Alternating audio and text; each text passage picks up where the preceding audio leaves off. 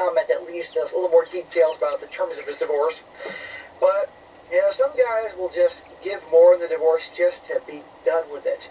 And the lawyer did have a point. Well, it's going to cost you more to keep fighting this thing. You know, you need to look at the big picture here. But he's not done with her. But I hope he does some serious work on himself. And hopefully he learns, don't ever make anybody else the source of your happiness in this world. Even your kids, because they could certainly disappoint you. Guys, when you try to have other people be the source of your happiness, you're going to be sorely disappointed. You got to make your own happiness. But he has a chance to start over. And by the way, I'm assuming, again, like she's probably in her late 30s to maybe early 40s, just trying to do the odds and the math here. Good luck on her trying to find some other dude that doesn't want to just be with her more just to hook up. Even if she's very good looking. Something tells me she'll be back, and I hope he doesn't fall for it.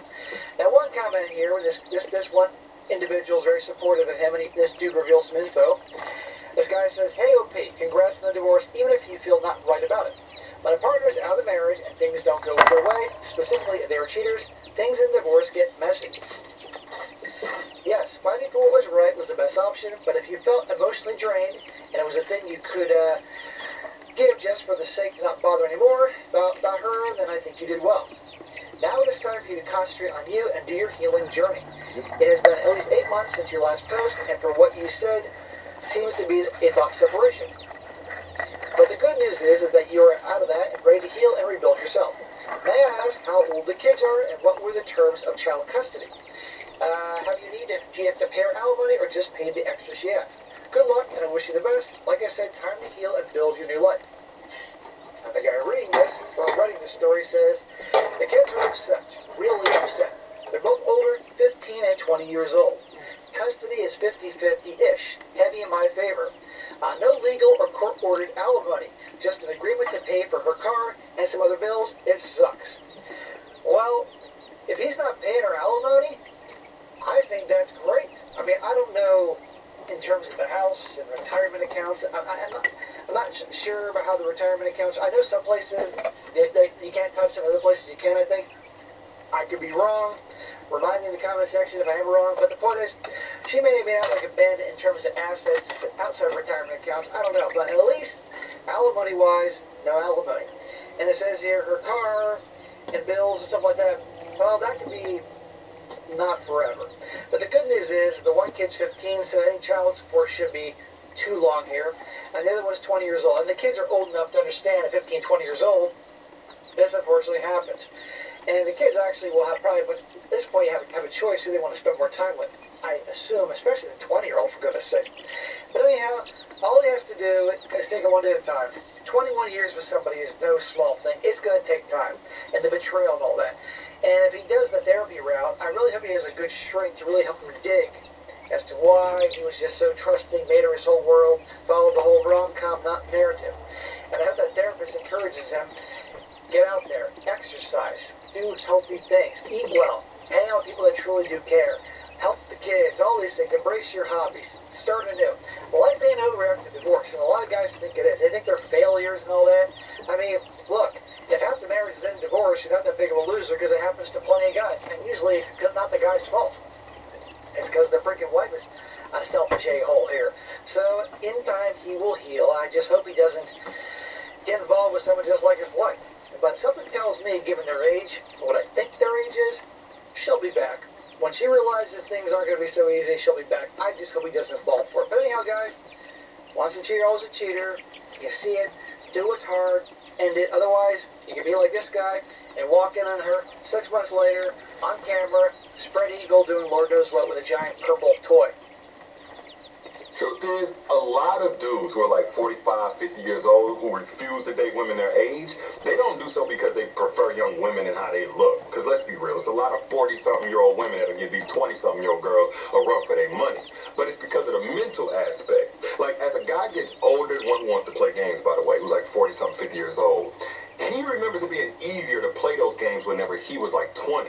Because women in that age group, they're more on hope than they are experience. But experience is the best teacher. So as he gets older, he's trying to date women his age. They're like, no. I've seen your kind before. Like, I've lived the proof that you're here to waste my time. And I ain't going.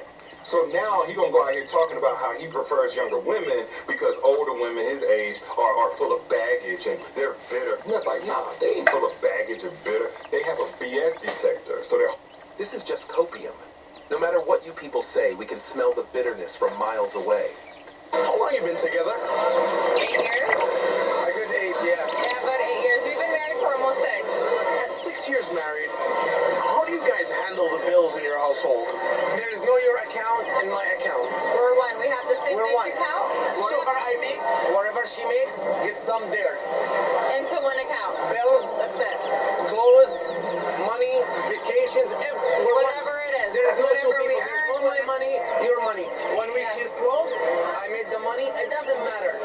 Once you start saying, oh, I paid for this, she paid for this, it's not gonna last. It's one person. Yeah. That's it. But if you had your own accounts before individually, then we did. Why not still maintain that and then make a new joint one? That's what we had. She had her own account, I had my own account. And then whatever we had, we joined into one account because at the end of the day, when you're married, you have a partnership, right? You and your husband, you're not against each other, you're It's about respect together. also. It's all about respect. If she's gonna come to you, oh, I paid for this, or you paid for this, I don't care how other people live. She makes her money, he makes their money, that's up to them. Us, we have one house, one family, one account, everything gets Divided equally. exactly.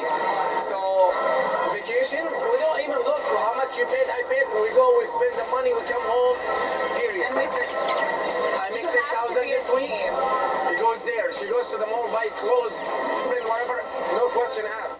They even share one purse. The fact of the matter is, she probably has a different separate account as well, while you both share yours. Ah, shit. Here we go again. Again, this is going to be uncomfortable for you guys to hear. This is why men value women that are typically younger. The reason why is because as a woman is younger, Andrew Tate famously said she's been through less dick, even though I know that might be cruel and fucked up to say. Yeah, right? But he does have a point here from a biological sense.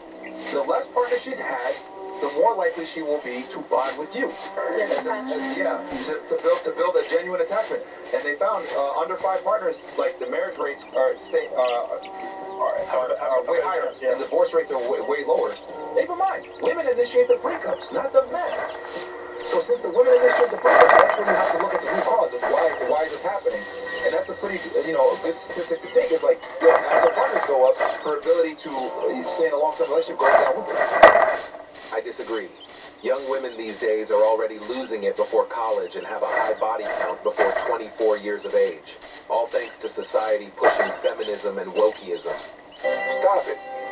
Get some help. So you're almost 40, yes.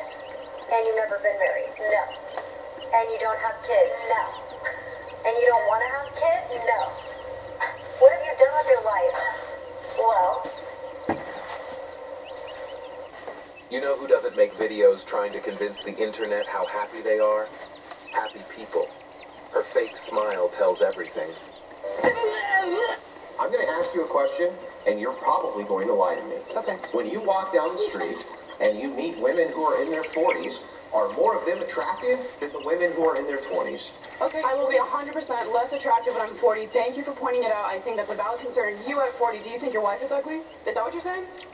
No, that doesn't even make sense. Yes, it does. Actually, you literally just called your wife ugly. No, Sorry. see. I think she's asking if your wife has gone downhill since you got married. Let me help you out with logic here. If in 10 years you're less attractive than you are right now, that doesn't mean you won't be attractive. That's not calling you ugly. That's pointing out that you're less attractive than you were 10 years prior. Is my wife less attractive now than she was at like 25? Yeah. And you know who the first one would be who would tell you that? My wife and every other non-delusional human being on planet Earth. I think a lot of people are missing the point. You can still be beautiful as you age, but our bodies, metabolism, and skin elasticity all change. Change doesn't equate to ugly, but any normal middle-aged man or woman would tell you that their body doesn't look or function the same as it did during its prime. Let's really talk about it. The video I made about the girl saying she got flowers and you should date women, I don't know how men deal with women.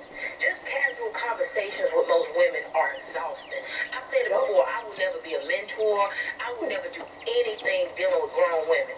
I would love to go speak to middle school girls they still got a fighting chance. But these grown women, absolutely not. Conversations with them will make your head burst open. I mean, it's so ridiculous, the contradictions and stuff that make absolutely no sense.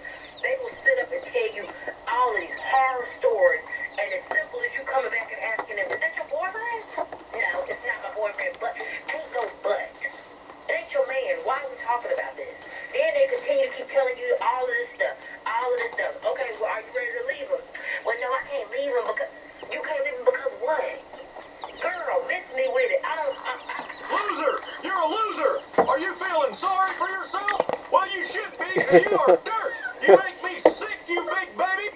Right on point about what you pay attention to. I broke up with 2 females this year for feeding into all those drama shows and tried telling them that is why they love to argue. Science and psychology also proves that when you smile, the world and life will smile back at you. Science also proves that as women get older in age, masculine hormones and energies increase and become more prevalent, and feminine energies decrease. Older women get more set in their ways, especially when they have lived most of their life single, unhappy, highly successful, providing for themselves. At this point, older women just want to ruin younger women's lives the way they did it to themselves. I see a lot of like discourse on social media about young women being like, old women are so bitter and all this, and like so jealous and all this. And I think the biggest, but also the biggest lie and the biggest mess up that patriarchy has done to young women is to make young women think old women are bitter when they give us valuable advice. Right? And I'm like, no, they've literally lived our lives. Listen. But the patriarchy has convinced young women that older women are bitter, and then men can do that bullshit to young women. And I'm always like, no, I will always listen to an older woman. You are wise beyond your... Oh my God. She's right. Except it's not the patriarchy that is the influence, but something opposite.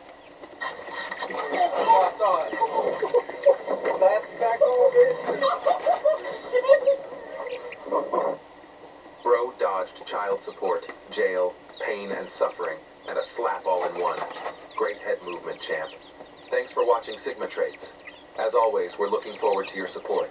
So please hit the like button, share this video with your friends, and subscribe to the channel to stay updated with everything.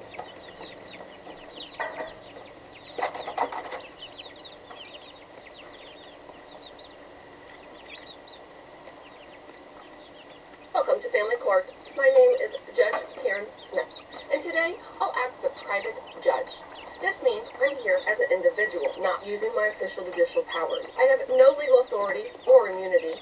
If you want your constitutional rights protected, then you need to move to a different court and make sure that judge is the official capacity judge, which are monitored and regulated by organizations or authorities to ensure they perform their duties ethically, lawfully, and fairly. Now that you know this, let's begin the destruction of your family. That's why we call it family court. These cases will be conducted on a kangaroo court basis.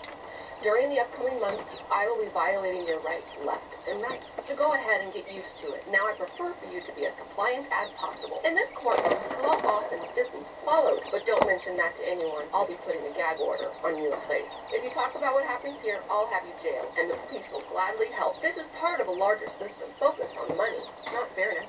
Appeals won't help you because higher courts back me up. They're all a part of the system too. The police or sheriff's deputies are here to do all my bidding. The police or sheriffs are also here to enforce my commands, not the law. Their job is to back up everything I, or CPS, tell them to do. The judge who is over me will condone everything that I do.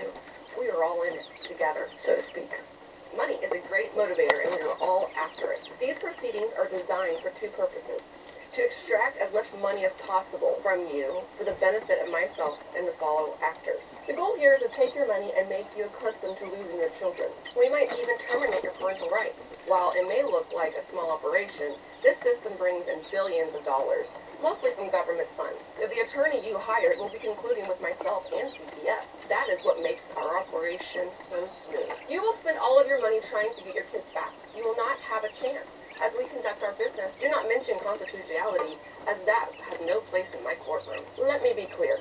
Your constitutional rights will be ignored on a regular basis. For example, your First Amendment right, free to speech, is already being violated. There will be no jury trials here. So your Seventh Amendment right to a jury will also be denied. Even if you ask for a jury, it won't happen. That decision has already been made. We also won't follow the rules of due process, which means you won't get a chance to defend yourself or prove your innocence.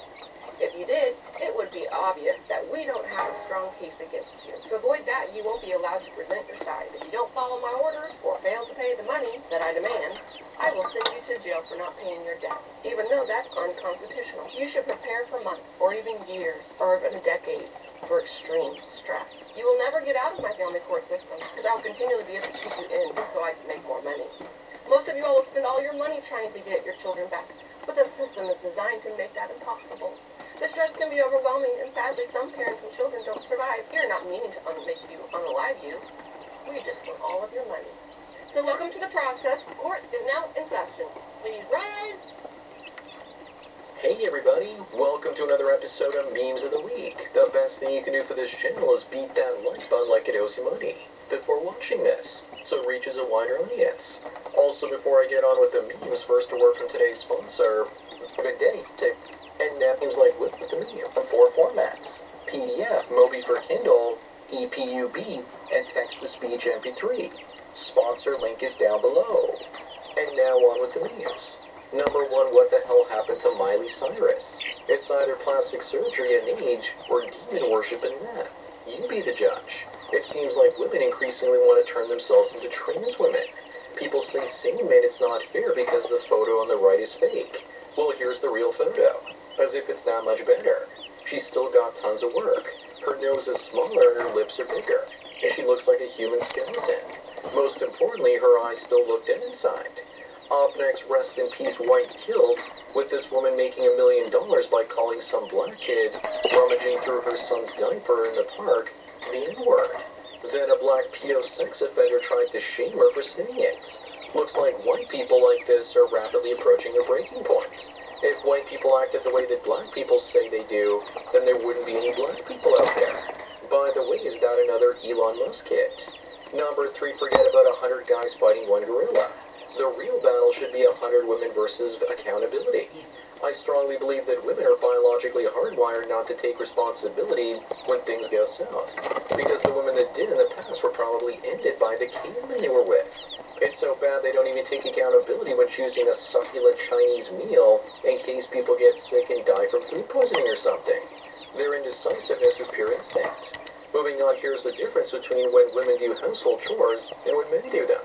If a man does them, we need to stop celebrating it because it's just what adults do. But if a woman does them, it's considered unpaid labor. Why is that? Because it was never about equality. It's always been about women extracting maximum value by emotionally manipulating men through shame, guilt, and love, and the whole gamut of human emotions.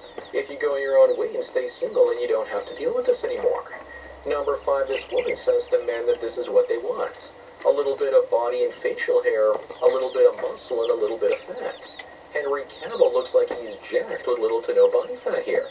If this is what women consider a man to be chubby, then most guys stand no chance of getting a date. Remember, guys, that all women want is Superman. Henry Cavill was also dehydrating himself for this shirtless scene. This isn't very realistic. Where are you guys on this one? I'm between obese and morbidly obese if I was in the fitness community. Up next, what would you do if Jesse Plemons asked you what type of Star Wars fan you are? If you want to survive, you'd have to say original trilogy fan only, just to be sure, and maybe Revenge of the Sith as well if you wanted to live dangerously. The only post-Disney Star Wars worth watching is the Battle of Scarif in Rogue One. Everything else is in real Star Wars. Try being a Star Wars fan like me in grade school back in the late 80s and early 90s. You risk getting beat up by guys like this every day. Number 7, Prince Simp here admits that his dad, the King of England, doesn't talk to him anymore. Well, it's his own fault for putting a woman between the two of them. Charles also probably had his DNA tested and figured out that he was Diana's personal trainer's son. Maybe if he didn't marry a low-class, cheap imitation mutt instead of an English woman from noble blood, that never would have happened. Even a prince can be a simp. Moving on, remember guys that income tax is there to stop you from saving and inflation is there to ensure whatever you do save disappears. They don't want you leaving the game. They want you being a slave to the game. Bitcoin, of course, fixes this. Fiat currencies can come and go, but Bitcoin will survive so long as Sandman keeps running his Bitcoin node.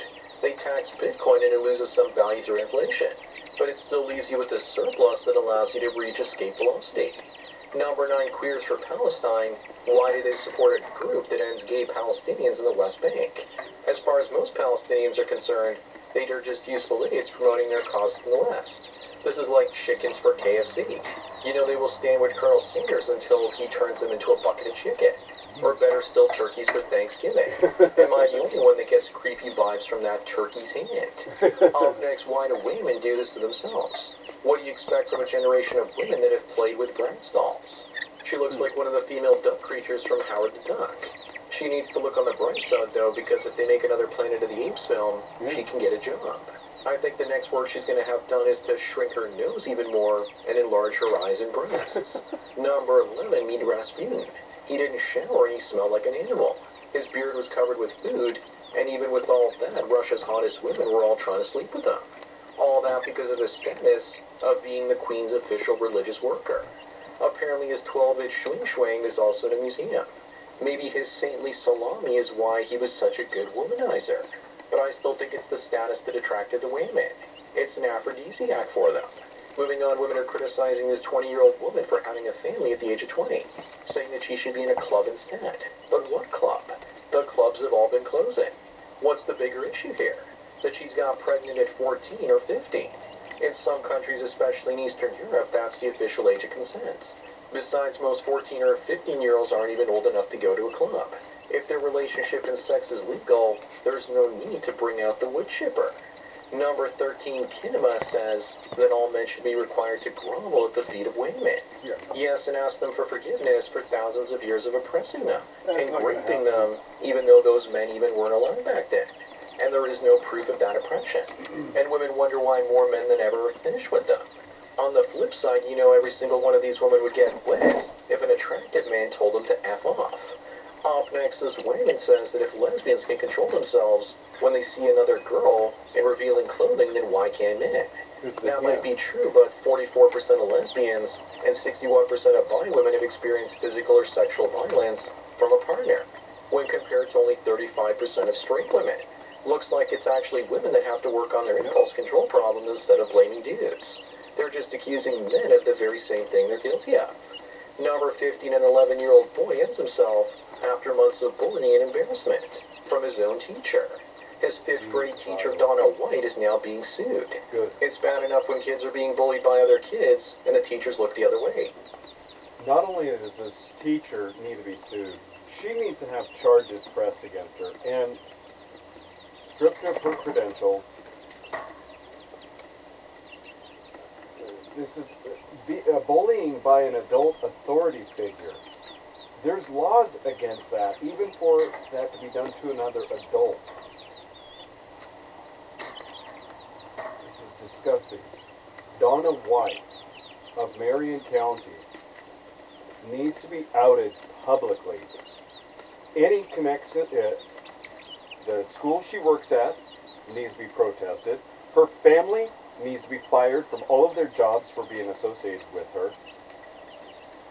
The city hall and the local police department and sheriff's department need to be harassed every hour of every day until she is prosecuted and imprisoned for the rest of her life. But if the teachers join in, what torture level is this? I also blame the parents for not switching schools. My life also would have been a lot better if my parents moved me to another school while I was growing up. Also, if I was him, I might have tried taking her with me. Moving on, 15 years ago, the parents shamed their kids for their bad grades. But today, the parents attack the teachers for their kids' bad grades instead. Except back then, at least the teachers didn't grade the children. The point today is not to educate, but to indoctrinate. Plus, with social media today, if a kid is being bullied at school and online, it's an awful experience. At least back in the day, we could escape bullying by being home. Number 17, this woman left her rich husband and child to be passed around by black rappers. Remember, guys, that women will not necessarily monkey branch to a better-looking man with money. Sometimes they monkey branch to men with status. The husband should be celebrating because he dodged a lifelong bullet versus only wasting a few years of his life. Plus, I'm assuming he got full custody of the kid. Remember, guys, a man will sacrifice his happiness for his family, but a woman will sacrifice her family for her happiness. Up next, apparently Olivia Wilde received death threats when her character on House had an interracial relationship. She's only saying this because she's old and doesn't get any attention anymore and desperately wants to remain relevant. Nobody cares if her character burned coal or not. Did the people that threatened her life also tell her that this is MAGA country while they wore their red Trump hats? Anything to make the right look wrong. Number 9, here's what a lot of people look like waking up from the Matrix in 2020 with COVIDs. I woke up back in 1999 when I took a pop culture class and learned about Edward Bernays using propaganda to turn me into a mindless consumer. Not to mention that Fight Club cemented those values into my head. My pop culture professor also showed us the scene from They Live, which I watched in the 80s as a kid but rewatched in the 90s as an aware adult. There are many pills you can take in this lifetime. Moving on, meet Layla, your overweight herpes queen. She's open to a relationship but is comfortable being single. She hasn't had any breakouts in 2 years now.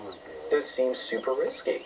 Of course, she had to get used to being comfy on her own, because no one wants to be with someone with a disease.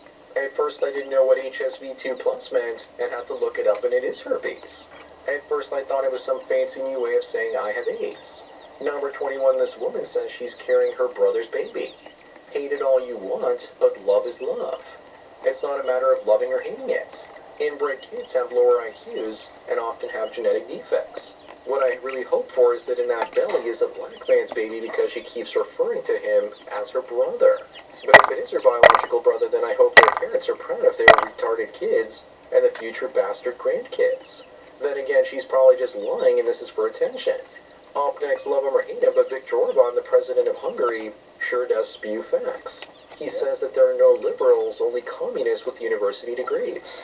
But I didn't know this, but Orban used to be a communist apparatchik. So that's probably what's making him an expert. He's done with the insanity. People wonder why Eastern Europe hasn't been destroyed by the woke mind virus yet. It's because their populations were inoculated from it thanks to communism during the Cold War. But eventually those generations will die out, and then it'll eventually take hold there too. Number 23, welcome to the peak male living experience. Plenty of room to work out, and you just know that this picture will be in the history books to come, blaming men that didn't work or spend money into the economy, eventually killing said economy. Before most guys get married, their place is usually empty and simple. After they get married, it's packed with stuff like scented candles.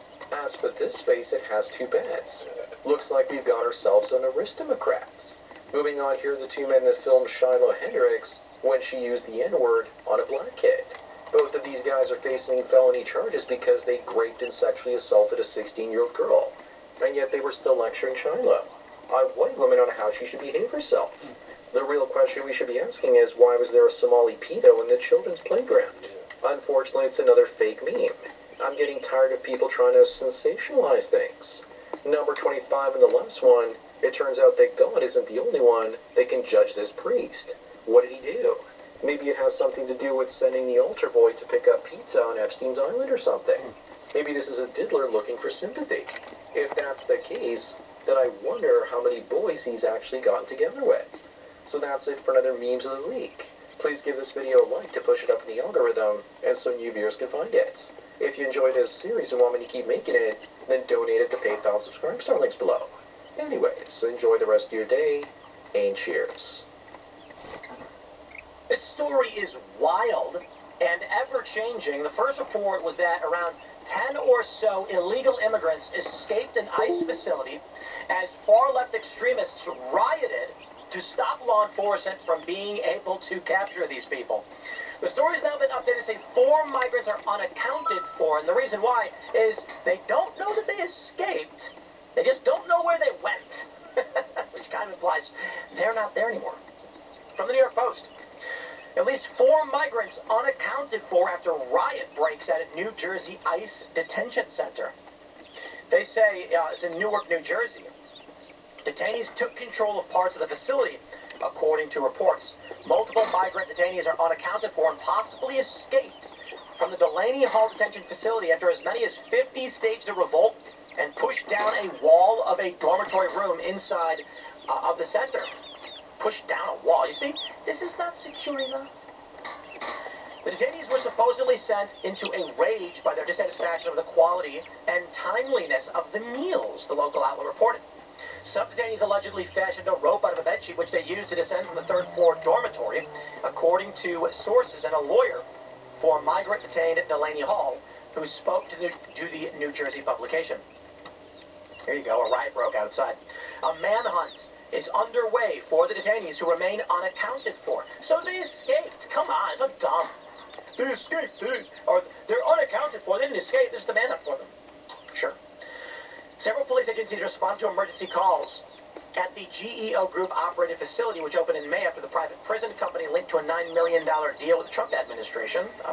And? Earlier Thursday, 36 people held a protest outside of Delaney Hall, which has been a focus in the political debate over ICE detainments. Rep. LaMonica McIver was charged with assaulting an officer. She was further indicted by a grand jury, by the way. Now, we have this clip from Nick Sorter. 9 illegals detained by ICE have escaped the Newark facility after a riot. Take a look at this video here from freedomnews.tv.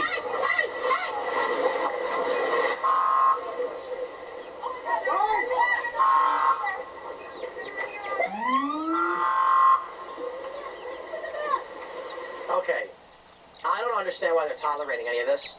You got these wackaloons blocking the federal cars. Lock them up!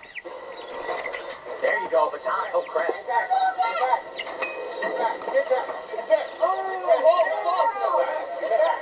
Yeah, I'm going to say, these cops are very restrained. He cracks the retractable baton and then just pushes the guy. Okay, because if you don't need to strike him, you don't need to strike him. If a push works, you push him. These cops are being very restrained. ERO.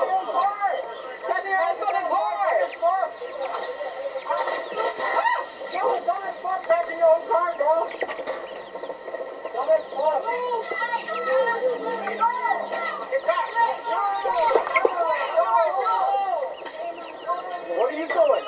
Get back out of here. What are you doing? You're not supposed to be doing it. Come on. What are they chanting?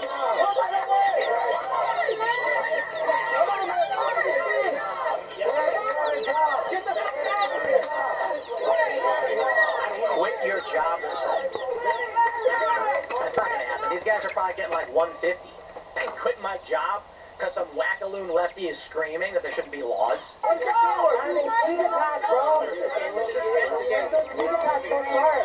Okay, I'm just going to say this. At this point, guys, close the gate and leave. What are you doing?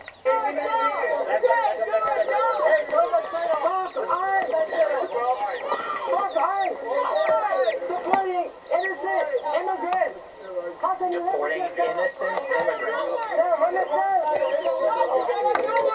immigrating here to this country. Thank you.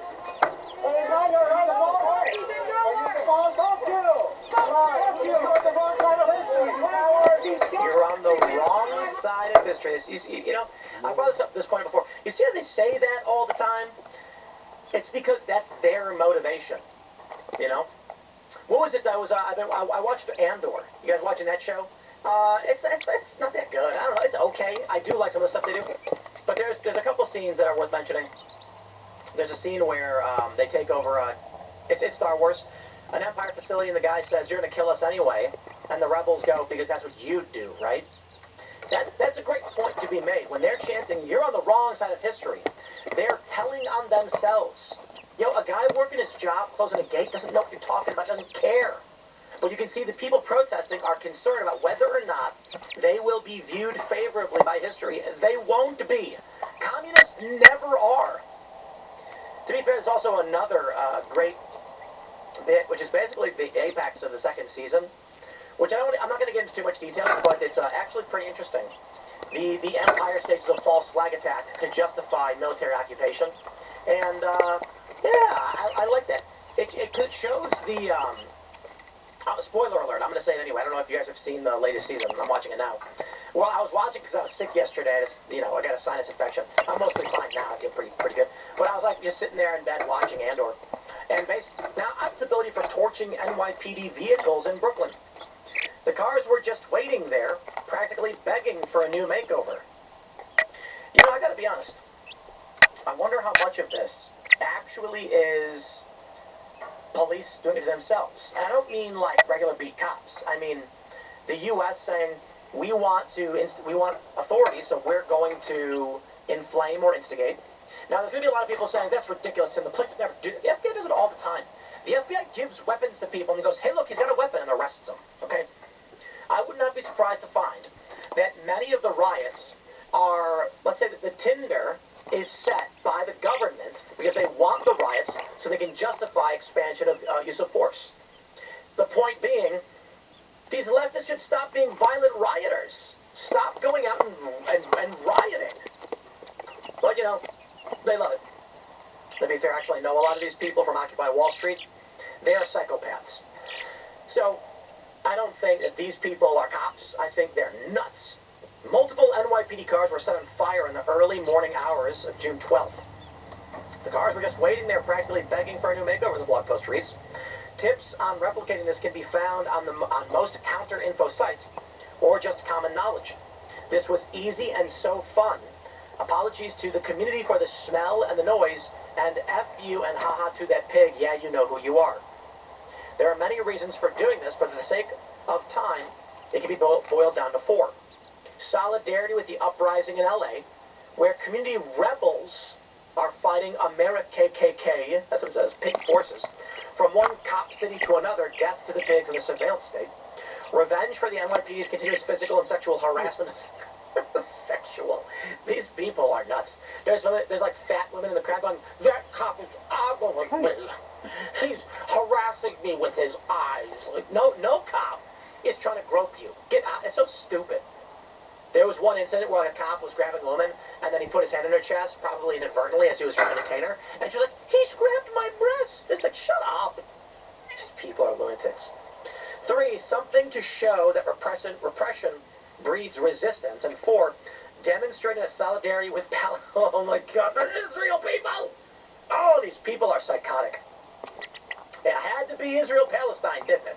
Look at these pretty little babies. According to Gothamist, 8 NYPD vehicles parked at the corner of Central and DeKalb Avenues in Bushwick, oh, I know where that is, I live not too far from there, were set ablaze in a suspected arson. The NYPD in the city of the FDNY responded quickly, extinguishing the fires. No arrests were made immediately, and the NYPD is looking for into the incident as an intentional act. Video evidence circulating on social media showed fire trucks at the scene and the vehicles engulfed in flames, and they're not going to figure out who did it. 3 Antifa militants arrested for attempting to set fire to Portland ICE facility and assaulting police. These people are so incredibly stupid.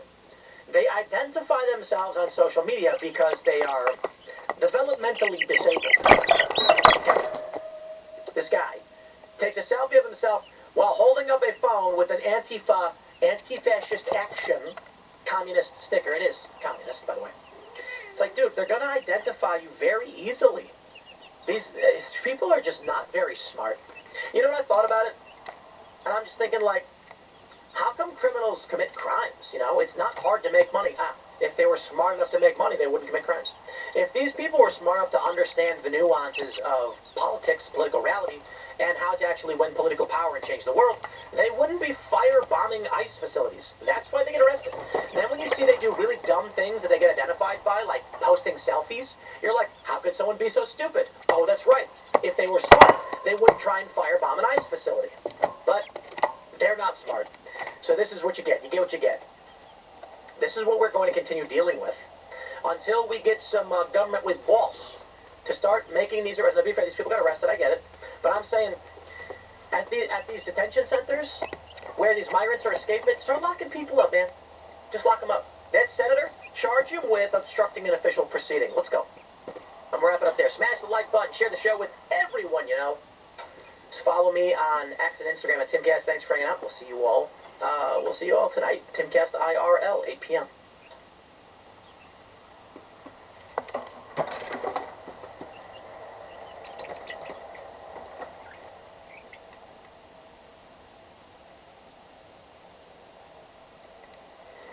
By valuing... Today I want to talk about why valuing fathers matters more than ever. Did you know that currently about 1 in 3 children in the United States grow up without their biological father in their home? This statistic is staggering, and it's growing every single year. But what's even more important are the consequences that are resulting from it. Consequences we're seeing across society. The data is irrefutable.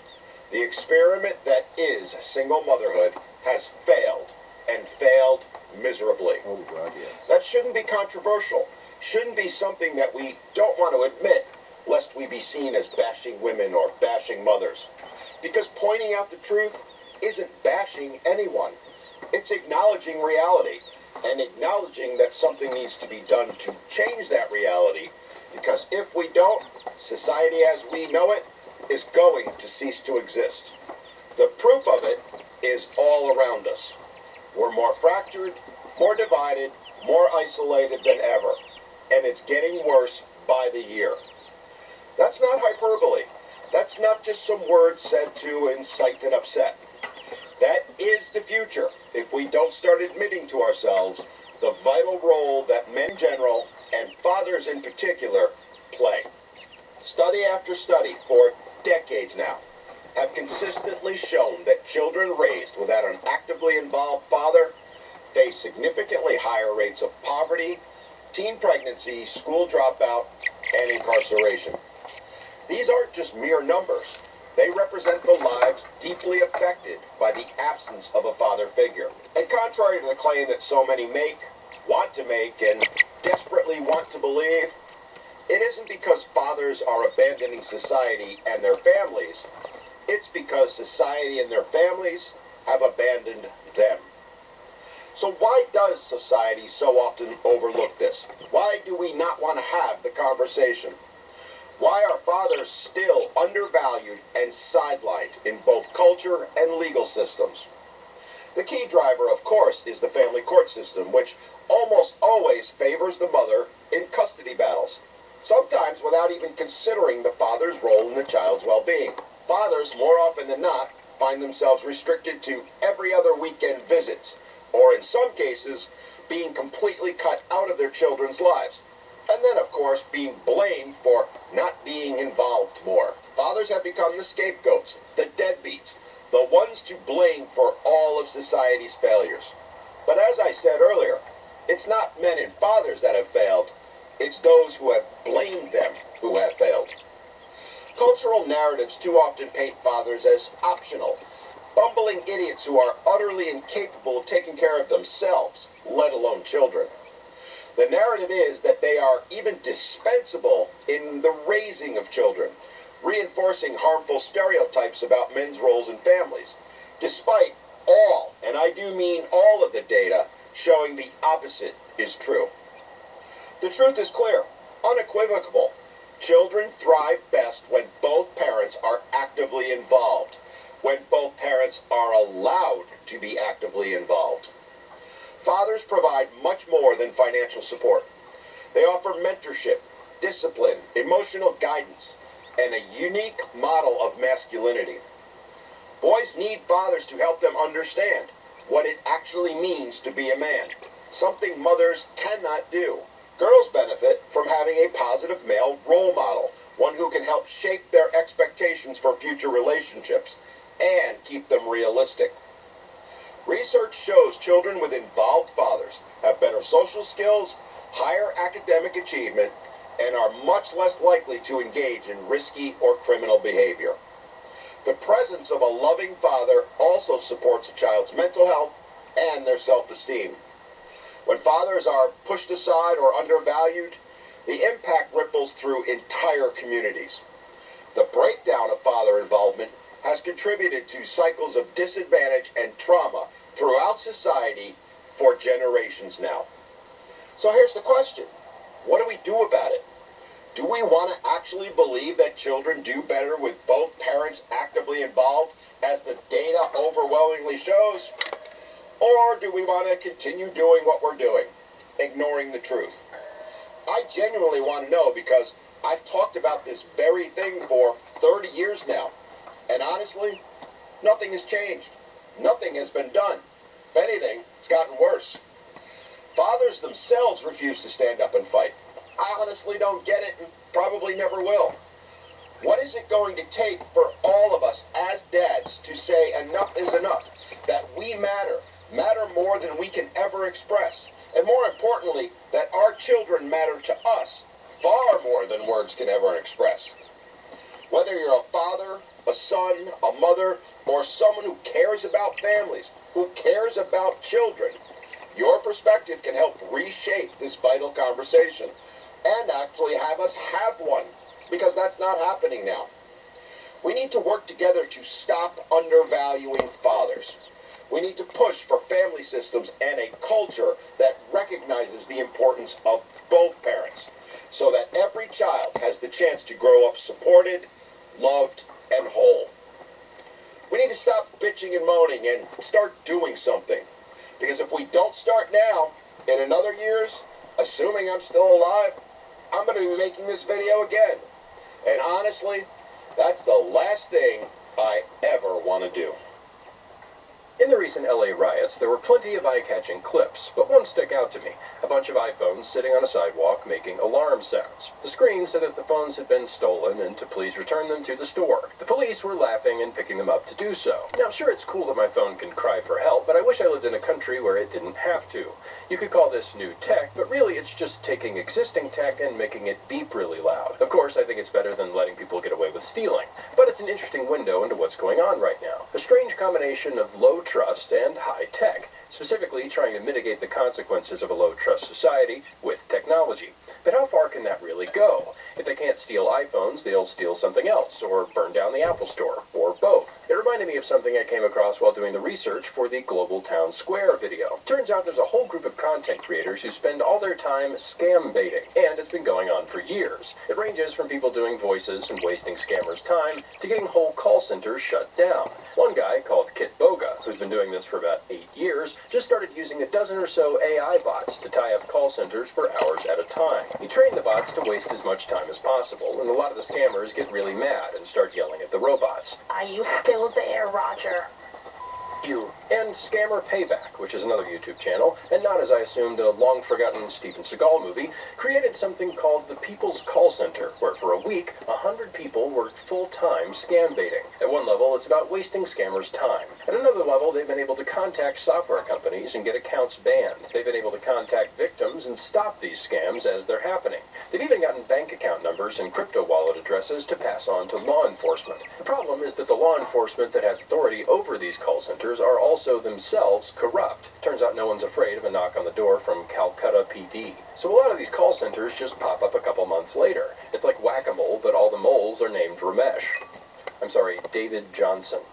I'm singling out India because that's where most of this stuff comes from, and the scale of it is staggering. There's been a lot of talk about taxing remittances lately, and I'm for it. And we've got almost twice the remittances going to India that we do going to Mexico. However, if we were to have taxed remittances in India in 2022 at the current rate, the government would have gotten about $1 billion. But in the same year, Indian call centers stole over $10 billion just from U.S. seniors. 10 times more, and that's just if the victims reported the scams. To be clear, I love that these scam baiting guys are doing this stuff, and they can be really fun to watch. It's cathartic in the same way I imagine the Dirty Harry movies were to people in the early 70s. In fact, if Clint Eastwood is looking for a final role, I think Harry Callahan could give us one last thrill. Make my day. But it's weird that this really important work is mainly being done by YouTubers who are able to do it because of sponsorships. It's like if the only people fighting crime in America were the cops on the TV show Cops, and their incomes were dependent on TV ratings. The scam baiters and the iPhone alarms only make sense long term if they're backed up by some kind of force. The problem with low-trust cultures is not that they don't have enough tech,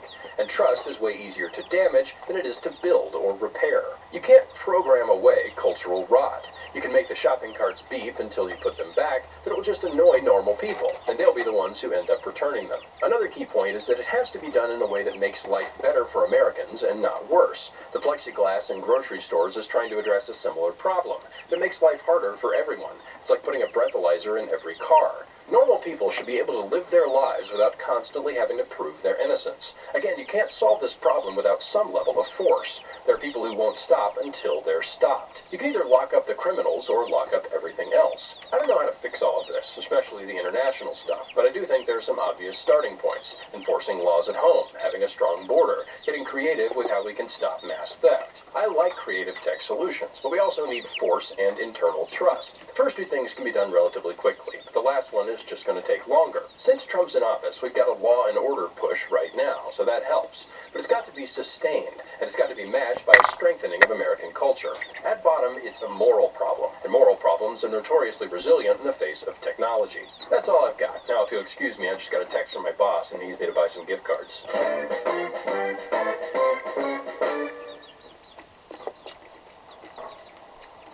You know, there's just some people out there that love the chaos and war, and those people are sick.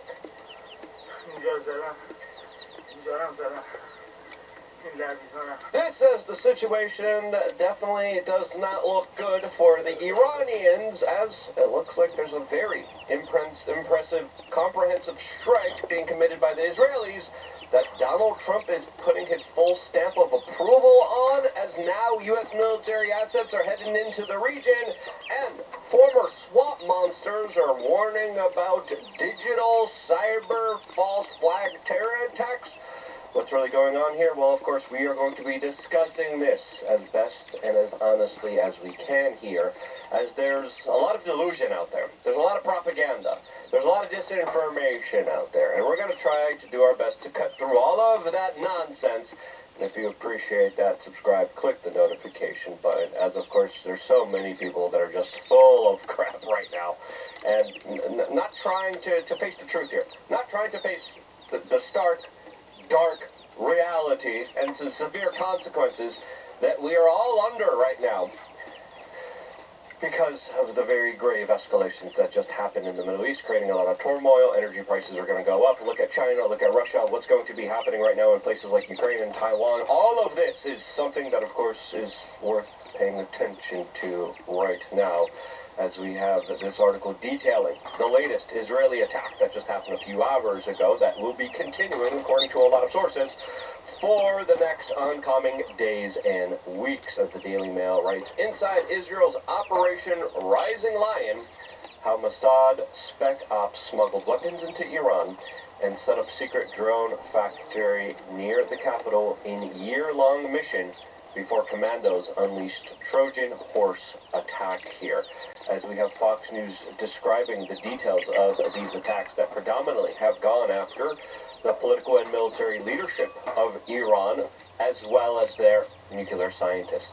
Iran's president responding, saying that its level of force and its actions will make Israel regret the actions that it took earlier today, similar to the... We'll get into the Iranian reaction, which was shut down by the Israelis, the Jordanians, and the Americans, which is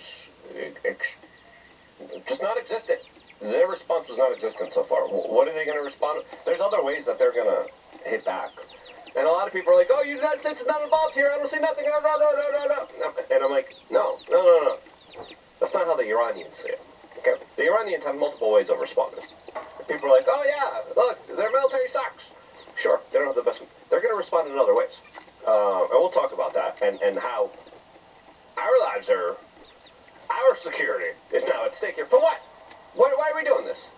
The pager operation that Israel carried out last year in Lebanon, this one also took years of planning. Mossad released this footage earlier this morning of the Operation Rising Lion between the IDF and Mossad, which began at 3 a.m. local time, although preparation began long before. The mission included Mossad smuggling vehicles and drones into Iran, setting up a drone base in Iran, and activating the drones this morning to hit Iran's surface-to-air missiles. Seems like a very similar program that was carried out by the Ukrainians, as of course this has all the hallmarkers of U.S. intelligence agency involvement here.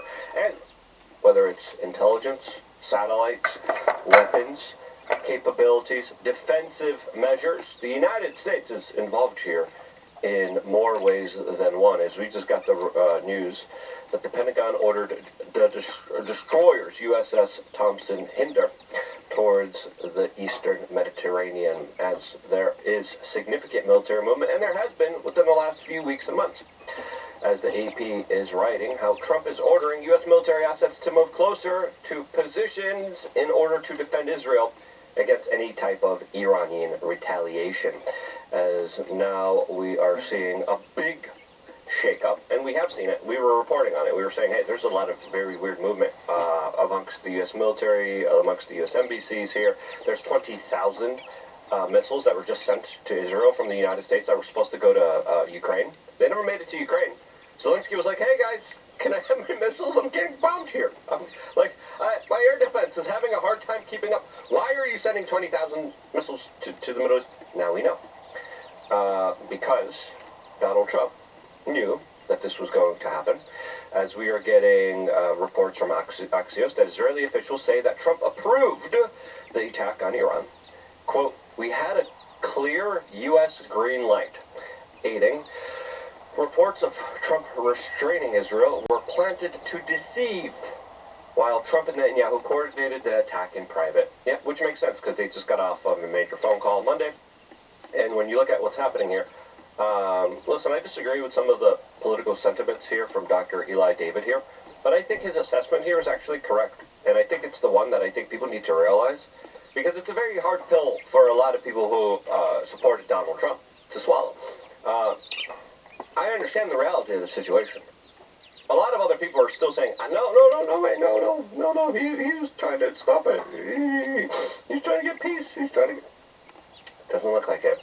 As Dr. Eli David says, breaking news. Israel sources confirmed that U.S. was fully coordinating with Israel, and Trump's public statements calling Israel not to attack was part of the coordinated deception. Thank you, President Trump, for standing with Israel, Dr. Eli David.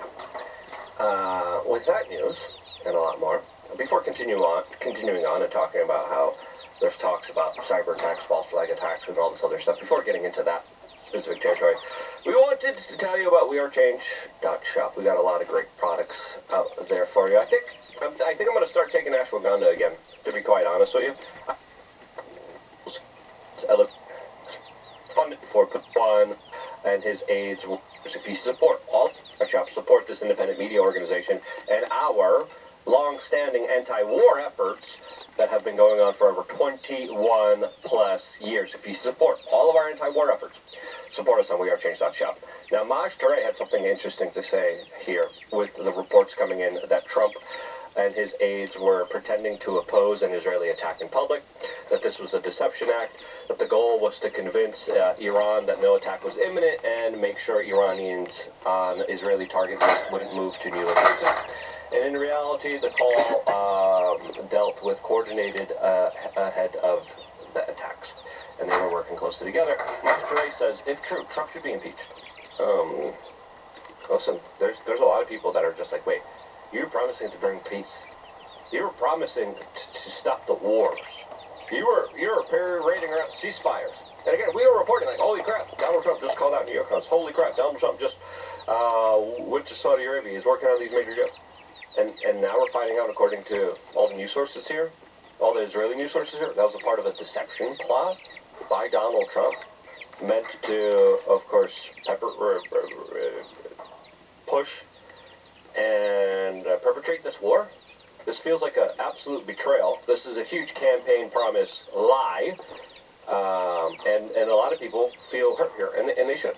There's other people that are like, no, we're not involved here. No. And I'm like, are you kidding me? Are you not paying attention to what's going on here? Trump just told ABC News that the Israeli attacks on Iran have been excellent. I don't know. Listen, whenever there's bombs flying and people are losing their lives, I don't think that's ever a time and opportunity to say excellent. He also says there's more to come, a lot more. In the beginning of these attacks, people were like, no, Israel screwed over America.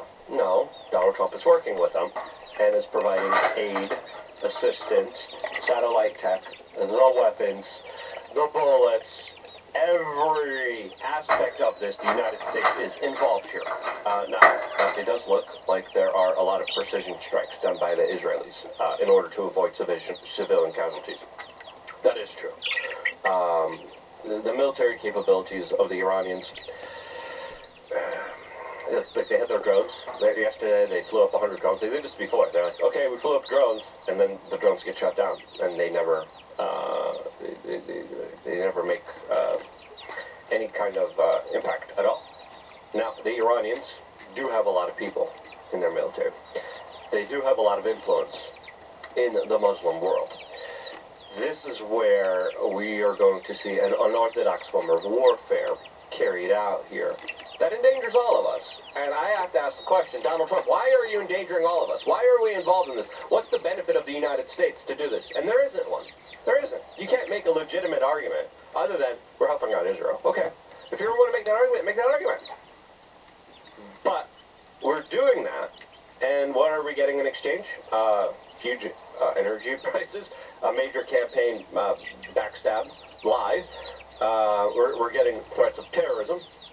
Our soldiers are at risk here, and we're creating global instability that could create a linchpin moment, bringing us closer towards absolute devastation and destruction on the world, especially now with the geopolitical kind of chessboard being aligned now with Russia, China, Iran against the United States. There's a reason the Palantir CEO came out and said the United States probably will be fighting a three-frontal war against Iran, Russia, and China. Why are we going to that? You promised not to do that. You promised to be a person that will usher in peace.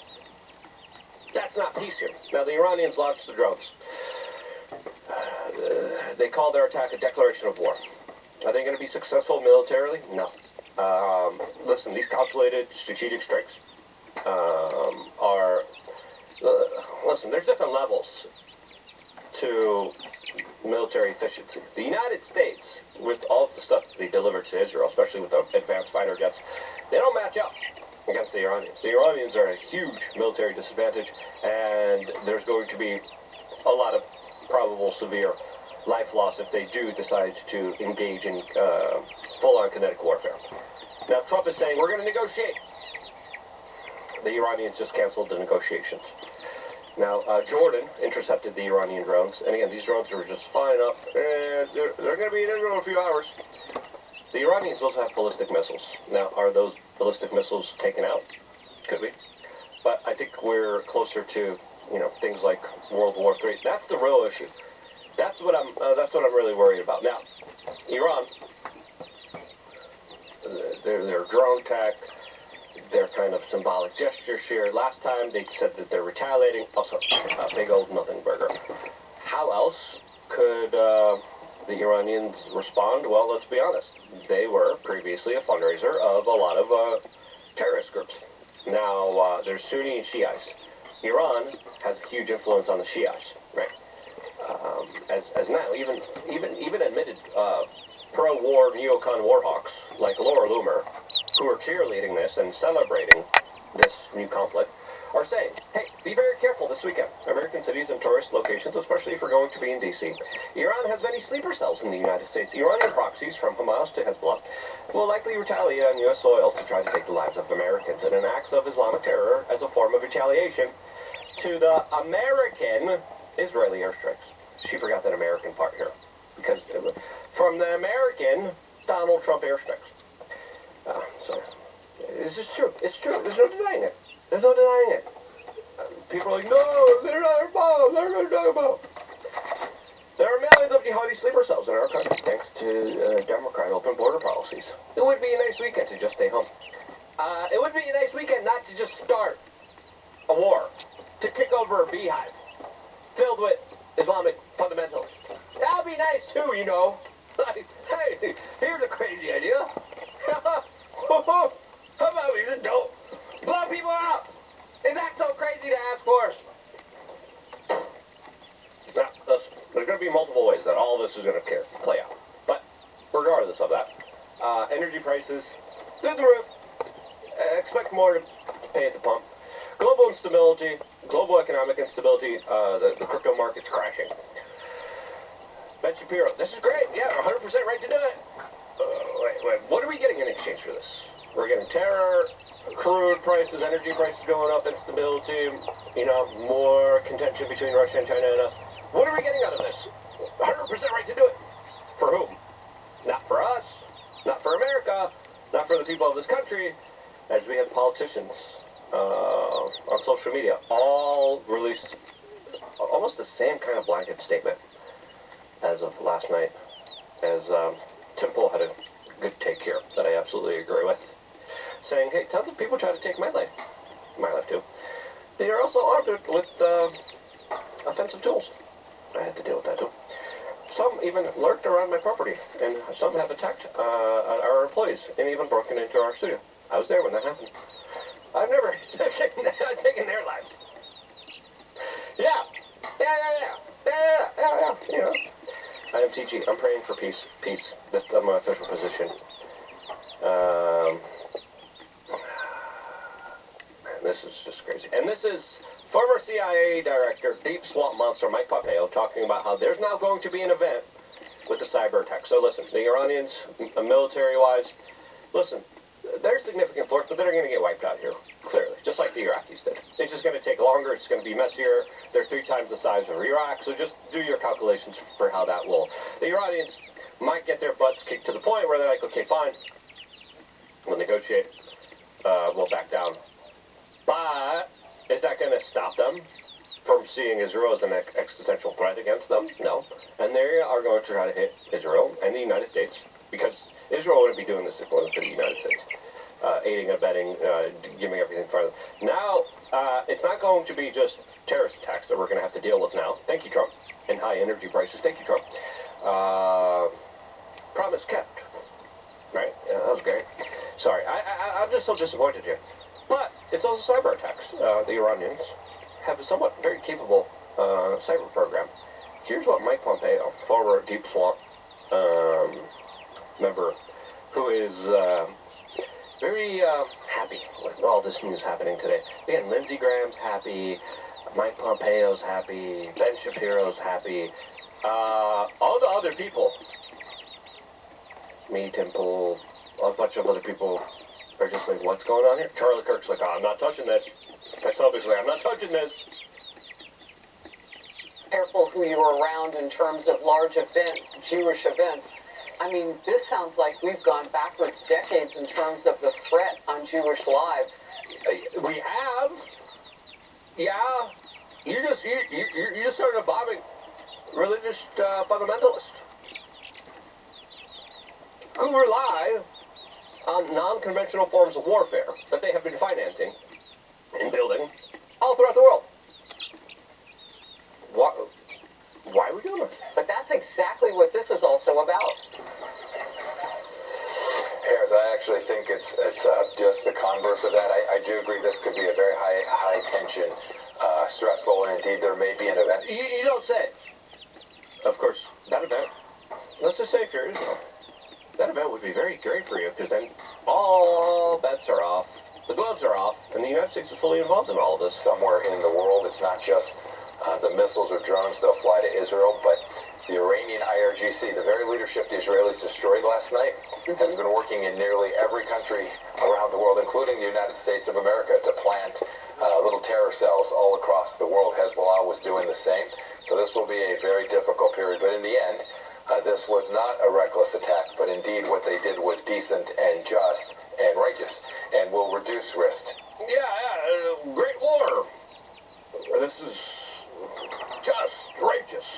Is it? Is it really? To the Jewish diaspora around the world, and for Israel and for the United States of America, a really good set of outcomes are in the offing. So long as Israel is prepared to finish the task, and as long as the world unites to provide continued deterrence and defense. What does finishing the task mean now? How will this unfold? Listen, this is not a good situation. That's going to create a lot of instability. Say the Iranian government collapses, which it very much will, probably, from all of this. Huge vacuum. You saw what happened in Iraq. You saw the sectarian violence. You saw the bloodshed. You saw the tremendous amounts of human horror that have happened on this earth when Iraq collapsed. Why did we do that one? Also, Iraq was allegedly having nuclear weapons. Bibi told us. Yeah. And they were a threat against the United States. Bibi told us. To prevent Iran from conducting all kinds of attacks. I think of cyber threats that will probably be projected around the world too. Iranians have a great cyber program, so lots of vectors for them to respond. We all need to be alert and responsive and do everything we can to deter them from coming after any American anywhere in any field. This is just stupid. Listen, there's a big probability that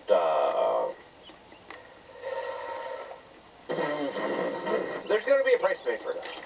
Let's just pray that less people lose their lives. Let's pray that this ends quickly. Let's just pray cooler heads prevail. They're not. And I don't know about you, but I'm just feeling absolutely black-pilled and incredibly disappointed. If you are too, share this video. Get some ashwagandha. We're going to need it. I love you guys. Stay tuned for more all here exclusively on youtube.com/wearechange. Israel bombs the absolute crap out of Iran. Is Trump happy about this? Plus, Gavin Newsom wants to get arrested. And the FBI might be lying about Jeffrey Epstein, which is shocking that I said might be. That and more on this week's headlines. Welcome to America Uncovered. I'm Matt Ganesta, filling in for Chris Chappell, who's almost done recharging. And he'll need it, because Israel has just bombed the absolute crap out of Iran. On Friday morning, a barrage of Israeli missile strikes wiped out Iran's top military chain of command, causing a major shortage of virgins in Islamic heaven. Israel hit a combination of bases and nuclear facilities in what the New York Times calls a remarkable coup of intelligence and military force. The main goal of Israel's attack seems to have been to stop Iran from making nuclear weapons, which Israel considers an imminent threat. While in some ways this makes it a preemptive strike, it's important to remember that Israel has been at war since October 7th, 2023, when Hamas attacked Israel from Gaza. And Hamas had years of Iranian training, Iranian weapons, and hundreds of millions of dollars in Iranian funding. Iran responded to Israel's bombings by launching more than 100 drones at Israel. Israel and neighboring Jordan managed to intercept pretty much all of them. This comes as President Trump has been trying to make a new nuclear deal with Iran, one that would stop Iran from having nuclear weapons. 2 weeks ago, Trump supposedly told Israel's prime minister not to attack Iran, and the U.S. says it was not involved in Friday's attack, but it may benefit U.S. interests. Trump, truthing a truth on Truth Social, said, 2 months ago, I gave Iran a 60-day ultimatum to make a deal. They should have done it. Today is day 61. I told them what to do, but they just couldn't get there. Now they have, perhaps, a second chance. So will this help move the U.S.-Iran nuclear deal forward?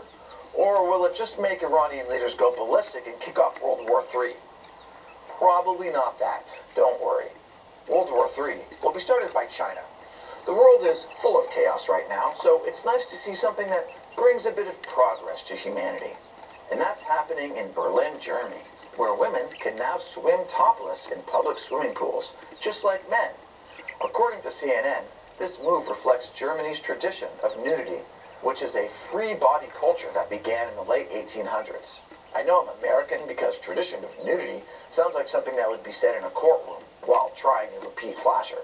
This takes us one step closer to the co-ed military showers we saw in Starship Troopers. This would be historic, mostly because it would be the first positive story involving Germany and showers. There are other places where women are allowed to swim topless, such as Edmonton, Canada. Though, given that it's Canada, swimming with a top on is less to hide your nakedness and more to avoid hypothermia. Speaking of countries that aren't America, President Trump banned citizens of 12 countries from entering the U.S. These are the countries with full or partial bans. Good news, it's mostly not even Muslim countries anymore. This stems from an executive order he signed requiring departments to look into nations with hostile attitudes towards the U.S. The Trump administration says this ban will protect Americans from dangerous foreign actors. Sadly, the UK isn't on the list of banned or restricted travel countries because talk about a source of dangerous foreign actors. Superman is supposed to be an illegal immigrant from Krypton, not Britain. Speaking of immigration, all this week I've been covering the protests happening in Los Angeles over ICE raids and how these protests are spreading nationwide. This is the closest we're getting to another installment in the A Song of Ice and Fire series, isn't it? One thing people are complaining about is that ICE agents are wearing masks and not showing identification, reportedly to protect them from being doxxed and their families threatened. However, some fear this could lead to bad actors imitating ICE agents for nefarious purposes. And those fears were justified when a man impersonated an ICE agent during a robbery in Philadelphia, where he zip-tied an employee of a car repair shop and stole $1,000. So he wasn't ICE, just ice cold.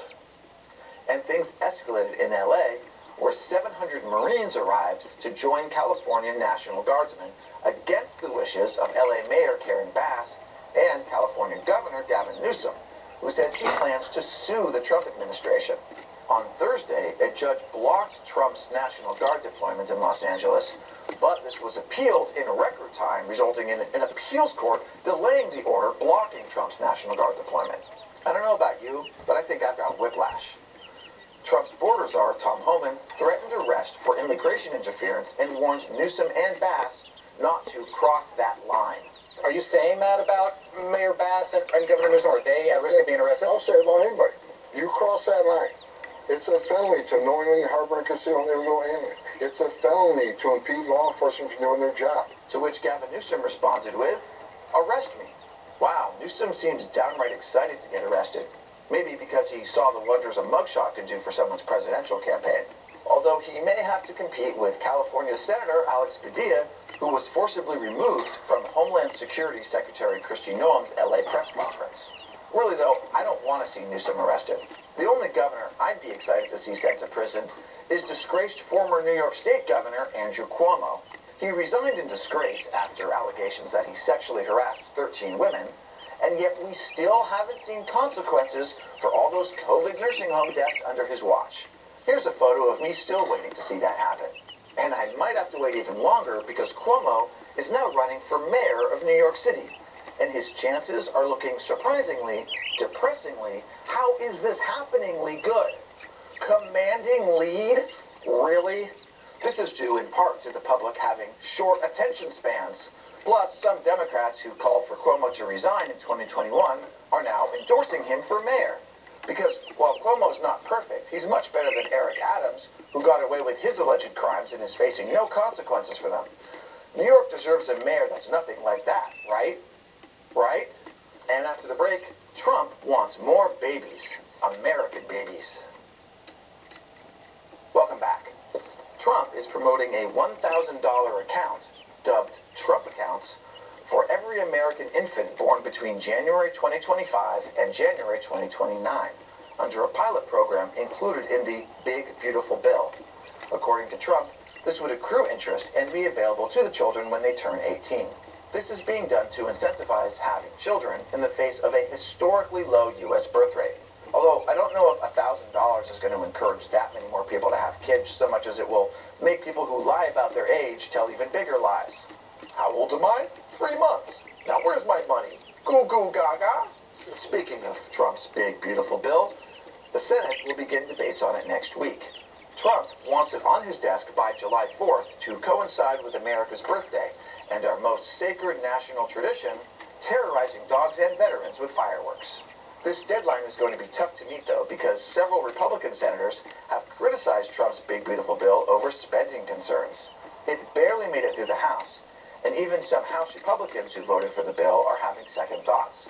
Part of what's giving so many Republicans pause is Elon Musk urging Americans to tell lawmakers to kill the bill, which he called an abomination, after the Congressional Budget Office said it would add $2.4 trillion to the debt, to which Trump and his supporters responded by saying the bill doesn't take into account income from tariffs and economic growth. In other words, nuh-uh. Last week, FBI Director Kash Patel said he saw video evidence showing that Epstein died by self-unaliving, even though the story for a long time was that the cameras around his cell had their video erased by technical errors, which smells fishier than the frog suit from Super Mario 3. And remember a few months ago when Attorney General Pam Bondi said the FBI is pouring through tens of thousands of hours of sickening Jeffrey Epstein videos exposing his crimes of sex trafficking minors, and that they'd release files on it, which they still haven't? Well, Patel had this to say on a recent Joe Rogan appearance. If there was a video of some guy or gal committing felonies on an island, and I'm in charge, don't you think you'd see it? So his argument is, trust me, bro? Sure, why not? I mean, when has the FBI ever lied about anything? And it's not like he'd have incentive to protect any powerful people implicated in these videos. All this back and forth is only making people more suspicious. It's high time to lay everything more bare than women in Berlin swimming pools. And before you go, there's a segment I cut because it was overshadowed by the whole Israel bombing the crap out of Iran thing. It's about Greta Thunberg visiting Gaza and how she got kidnapped. I put that video clip on our exclusive premium website, so click below and head over there now to watch it completely free. Once again, I'm Matt Gnezda, filling in for Chris today. Thank you for watching America Uncovered.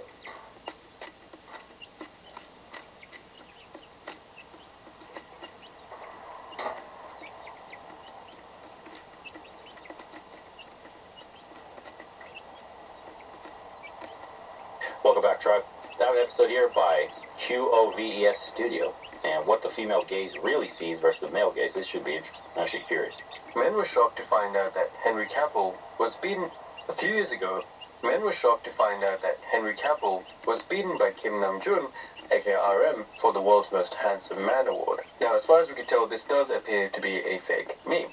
TC Candler, who normally does this list, did not even have him in the top 10 that year, but the reaction of men was very interesting. It was like that they could not fathom that women could be attracted to this guy. The male commenters saw his feminine features, that is, his smooth, homogeneous skin, his full cheeks, his use of makeup, his arched brows, and so on, and they found it unbelievable that he could be considered hot at all, let alone hotter than Henry Cavill. But here's the reality. Millions of young women do find this man to be extremely attractive. In Asia. A few of you will say, oh, that's because he's in a boy band, and while that's obviously a factor, as a causal explanation, it's actually very circular. Actually, listen, in the Balkans, where we're in a masculine society, I can tell you that dude right away puts off 99.9% of the women here. They want men, they want muscles, they want ambition, they want the red pill mentality instilled in a man who leads and provides. They don't want a dude that looks like a chick. They like hairy-looking cavemen out here. That guy doesn't do well outside of, well, I'm not going to say outside of the rest of the world. I'll just say, in Asia, he does fine. But here, at least in Eastern Europe, in the Balkan side of Europe, Southeastern Europe, that guy does not do well at all. He will not get any attention.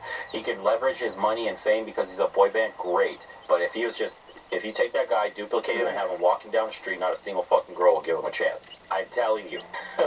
So, depending on how society is structured, and remember, because we said the groupthink is strong in women. If marketing tells you that this is attractive and that this is a top percentile male, women just tend to follow that. But there is still, on a fundamental level, for the most part, something that they can't ignore is that, and you see it in dating apps, no matter how much they say they like feminine men like that, who do they use for one-night stand hookups? That fulfills their biological need. Strong, muscular men. Your Chad types. Those are the guys pumping and dumping them. Those are the guys they want their seed to be implanted in them. So those are the men they truly want. But they just can't hang on to those kind of men. As a huge part of the reason his boy band succeeded in the first place is that women respond to his facial aesthetics. We're not saying that he's better looking than Henry Cavill. However, what we are saying is that RM is attractive to many women, and many men watching will struggle to understand how because they think you need to look manly to look attractive. In the literature, this is called a failure of cross-sex mind reading, when a member of one gender lacks full insight into how the other gender thinks. If you're just one of those men who looks at Namjoon and just can't see it, well, this video is going to substantially upgrade your understanding of what some have called the female gaze. We're going to cover 5 aesthetic traits that will help you think through the differences between what men think is handsome and what women are actually attracted to. To begin, let's take a look at these two faces. Which of these two men looks more manly? Most of you will pick the one on the right. Now, which one looks more attractive? Obviously, the left one. Right. It's easy to realize when you see a morph like this, but a lot of men, at some level, think that a bushy beard, cauliflower ear, and a cool scar is going to make women more interested in them. But step back and look at the men who women are most attracted to. They actually don't have any of these things. Think.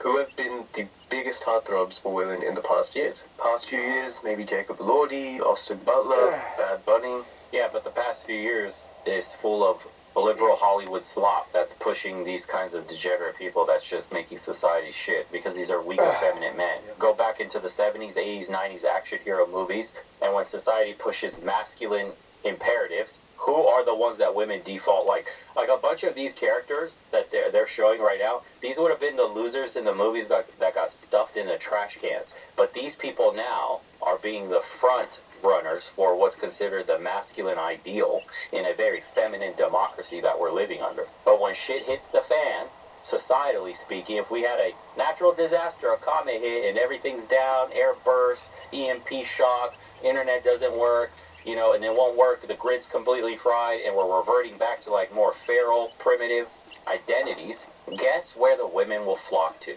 You think they'll flock to these guys? Come on, bro. They're not super masculine. If anything, they're actually somewhat feminine. Sure, some male sex symbols in the 21st century have fit the hyper-masculine mold.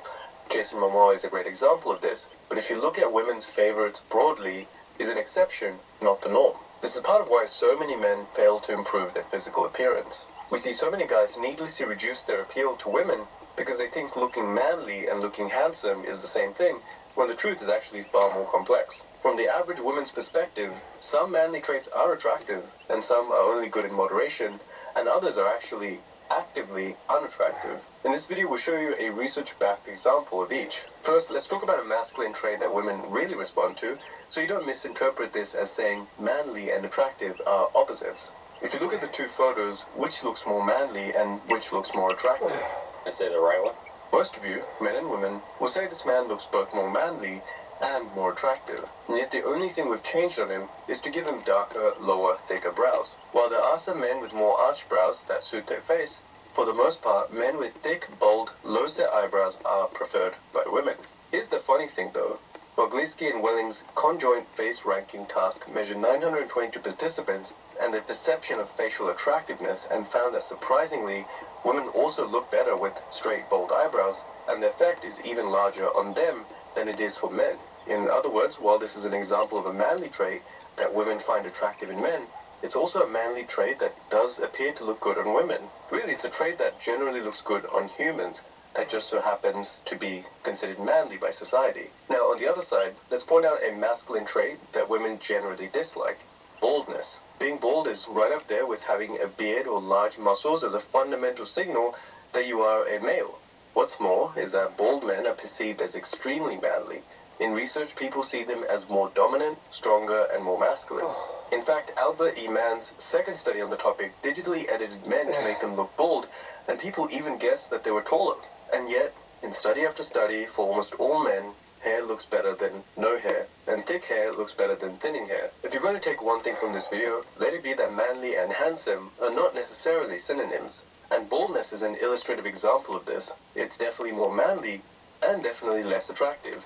Of course, there are some men who look better bald. Jason Statham, for example, has a very smooth, homogeneous, proportionally sized, symmetrical head, and his roles and demeanor pair well with the tough guy, bald look. So it does suit him better than most. He also has very solid facial aesthetics, a robust brow ridge, low facial convexity, a strong jaw, high symmetry, positive canthal tilt, prominent cheekbones, and thick stubble. So of course, women are going to like him irregardless of hair or no hair. But even here we see evidence of men overestimating the appeal of manliness. A member of our staff, anthropologist Mackin Murphy, informally polled over 11,000 people and asked men and women whether they preferred staying with or without hair. Unsurprisingly, most preferred him bald. It's what they used to. The bald look does look nice on him, and frankly, we didn't give him the trendiest hairstyle. However, women were 23% more likely than men to prefer him with hair. And a chi-square test of independence showed that this difference was statistically significant. In other words, compared to women, men overrate how good a shaved head looks, even when it looks good. I wonder why, because maybe that signals reproductive health and immune system health in a man that has flowing locks, Jesus style. Like really good, and especially because women are very mindful of their own hair and hair health. They're obsessed with it. To see a man with incredible hair must mean that he's healthy. Now, let's talk about two more complicated cases. First, overall facial masculinity, which can refer to a variety of structural contributions to a man's manliness, such as facial width. And second, beardedness, measured as how much facial hair you have. Take a look at these three men. The one in the middle is more manly and is more attractive than the one on the left. But what about the third guy? is more manly, and yet most women would find him clearly less attractive. If you're a man listening, by analogy, you could think about women's height, which functions in the same way. Research shows most men don't have strong height preferences, but if they had to choose, they'd rather not date someone who is as tall as them or someone who is a foot shorter than them. In the same way, women would rather not date a man who looks as feminine as they do, but they'd also rather not date a man who looks insanely masculine. And this should be intuitive. Like the most masculine face possible would look something like Jocko Willink. We think he has a cool look, and many women will like it, but it's probably a bit too much for the large majority of women. Check out this cool graph from Barnaby Dixon showing how attractive men are to women based on the amount of facial hair they have and how masculine their face is. It's a bit of a complex plot, so take your time, but what we're looking at here are color-coded lines representing male morphs of varying facial hair, with the x-axis representing degrees of facial masculinity and the y-axis representing how attractive women find them. You'll notice two Goldilocks zones. First, the heavy stubble scores highest regarding facial hair. So, not too much facial hair, but not too little either. Second, faces that aren't particularly masculine or feminine got the highest ratings. So again, not too manly, but not too womanly either. Third, if you're looking really carefully, you might notice a clean-shaven face looks especially bad on hyper-feminine men. And hyper-feminine men are the only men who look as good with a full beard as they do with heavy stubble. It's plausible there's a sort of balancing act happening here, where if you look more on the too feminine side, facial hair can help compensate, or at least conceal it. Finally, notice though that the effect sizes aren't huge here. The whole y-axis is from 3.4 to 4.35, rated out of 10. So while these things do matter, they don't make that much of a difference. That is, being too manly isn't ideal, but you can still be attractive and very manly.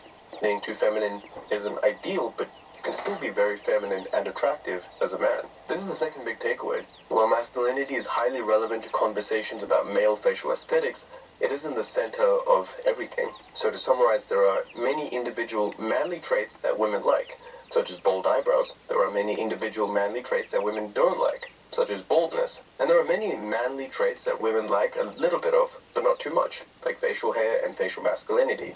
And lastly, these traits do matter, but they're not the most important determinants of what makes you attractive. Where we commonly see men go wrong is thinking that the more manly they are, broadly, the more attractive they are to women, or thinking that dimorphism, how masculine or feminine you are, is extremely important when reality is just one of the many components. This is part of why the Cruise approach has been so effective. We focus on improving the things that actually make men attractive, according to science, rather than doing stuff that'll just make you look slightly more intimidating. Depending on where you're watching the video from, we're probably accepting clients on a rolling basis. Okay. I see you. They're just selling you shit. There's no point in trying to appeal everyone. Find one person that likes you and you like back. That's all you need. That's true, actually. In dating, the most important thing you can do is find a woman you don't have to negotiate attraction with. Genuine desire. So first get the look that you want, that you feel is authentic to yourself, and then you go from there and finding somebody that likes you for who you are. If you try to change yourself for a woman, you're going to fail.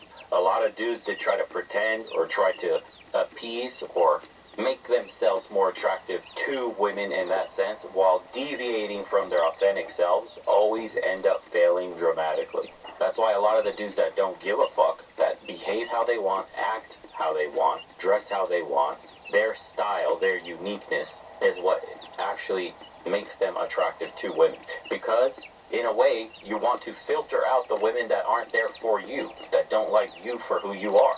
What better way than being yourself? And that's what we mean when you say, just be yourself, bro. We're not saying on the date to talk to her about fucking nuclear physics. We're just saying, on the whole, physically, specifically in this video, be yourself. Dress how you want to dress. Yes, could you dress to be more attractive to women? Of course. If you're wearing shirts with holes in them, or stains and shit everywhere, or your pants that you haven't washed and fucking stink, like, there's a level of standard there. But when we're talking just style, not hygiene, style, wear the style that you like and attract the women that genuinely like your style, like who you are, and you'll do fine. Or maybe not. Maybe nobody likes your style. We do live in strange times where people are being manipulated and brain rotted into believing certain things are attractive while certain things are not. So I said, when you're ugly and someone loves you, you know they love you for who you are. Beautiful people never know who to trust. As I said, John Jones is certainly dangerous to his wife, so that holds up. It's all about balance. Not too sweet, not too salty. Yeah, that's a fact. And regardless, don't get sold on any bullshit. Just like the last video, don't get caught up in a miniature version of the midlife crisis where you wake up and you see that everything you've constructed around you, your identity, your personality, everything is all to appease other people. That's hell. I'd rather be me and hated by every single person and say what I'm thinking and how I feel about a situation and get the pushback and the backlash from people than to just be mum and keep my mouth shut and go with the flow and don't be the head that sticks out in the crowd. Fuck that, bro. You either like it or you don't. And if you don't, fuck off. That's how your mentality should be in everything. Thoughts in the description below. Channel's called Quove's Studio, apparently. And we'll see you on the next one, boys. This story is wild and ever-changing. The first report was that around 10 or so illegal immigrants escaped an ICE facility as far-left extremists rioted to stop law enforcement from being able to capture these people. The story's now been updated to say 4 migrants are unaccounted for, and the reason why is they don't know that they escaped. They just don't know where they went, which kind of implies they're not there anymore. From the New York Post. At least 4 migrants unaccounted for after riot breaks out at New Jersey ICE detention center. They say it's in Newark, New Jersey. Detainees took control of parts of the facility, according to reports. Multiple migrant detainees are unaccounted for and possibly escaped from the Delaney Hall detention facility after as many as 50 staged a revolt and pushed down a wall of a dormitory room inside of the center. Pushed down a wall. You see, this is... breaking news. A man with a stack of No Kings flyers in his vehicle has posed as a police officer and taken out 4 Democrat leaders with a long list of other targets was found in the car, including Ilhan Omar and Tim Walz and more. 2 have not survived. 2 are in critical condition right now as this is yet another incident that appears to be at the hands of the far, far left. You know, the people that Democrats, you know, keep around for their demonstrations and this kind of stuff. You know, but, you know, the same people that were, you know, going after Tesla dealerships, the same people that are in the LA riots, they're the same people that were, you know, mostly peaceful during BLM. This is a radical leftist organization of people that, in my opinion, is funded by, well, large-scale NGOs and things of that nature. Police are now searching for a former appointee of Tim Walz in connection with the incident in Minnesota, according to reports. The former appointee of Minnesota Governor Tim Walz is now being sought by PD after taking out 2 Democrats, a woman and her husband, as they slept, and then getting 2 others later in the morning, although they are both at least alive as of right now. It comes after the assailant is thought to have impersonated a police officer when they entered the Champlin residence of Senator John Hoffman and his wife Saturday, firing on both of them and leaving them both critically injured. He then proceeded to the home of Democratic House Speaker Melissa Hortman, where she and her husband weren't so lucky. Local police and sheriff's deputies and the FBI have launched an extensive manhunt. During a Saturday morning press conference, officials said they are investigating the possibility of multiple people. So they don't even know for sure that it's a single actor. Brooklyn Park Police Chief Mark Bruley said the suspect's vehicle contained a manifesto and a list of targets, including both lawmakers, according to the New York Times. The first incident occurred just after 2 a.m. at Hoffman's home in Champlin, about 20 miles from Minneapolis. Hoffman and his wife were hit multiple times. This is the suspect right now. Oozes Democratic energy. These are the victims. You know, the second attack took place around 4 a.m., 2 hours later, at Hortman Brooklyn's Park residence.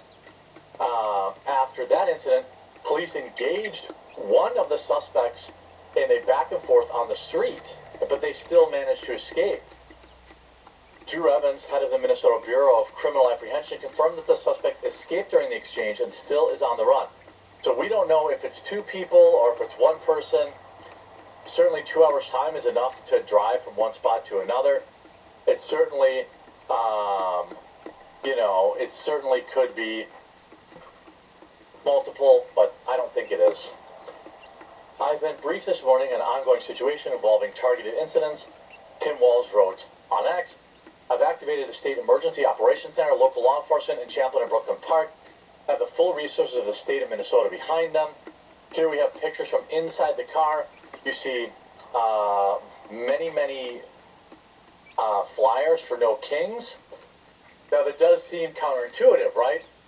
Like, why would he go after Democrats? The No Kings thing is all about Trump. So people are saying, oh, well, this is somebody that took them down. These are definitely not taken down posters. They are freshly printed. There are no staple holes in them. There's no tape. There's no damage from removing them. These are ones that this individual is clearly putting up. Please subscribe. The suspect is a white male with brown hair wearing black body armor over a blue shirt and blue pants. Brooklyn police issued a shelter in place at 5:30 this morning. Police are looking for the suspect in multiple incidents who is armed and dangerous. This is insane. Obviously, this is not the way to handle things. Definitely not the way to handle things. But this is, what the left has been doing for the past 2 years, and nobody knows. Nobody wants to talk about the guy that went into Josh Shapiro's house and tried to burn it down with him and his family in it. Nobody wants to talk about the leftists that, Molotoved multiple Tesla dealerships. Former appointee of Tim Walz sought in these incidents, No Kings flyers and car. There's some other interesting stuff that I was able to find through some Twitter sleuthing. So first of all, there was a list that included U.S. Representative Ilhan Omar and U.S. Senator Tina Smith. Governor Walz was also on the list, in addition to Attorney General Keith Ellison. Dozens of other Democrats from Minnesota were also included on the suspect list due to sources.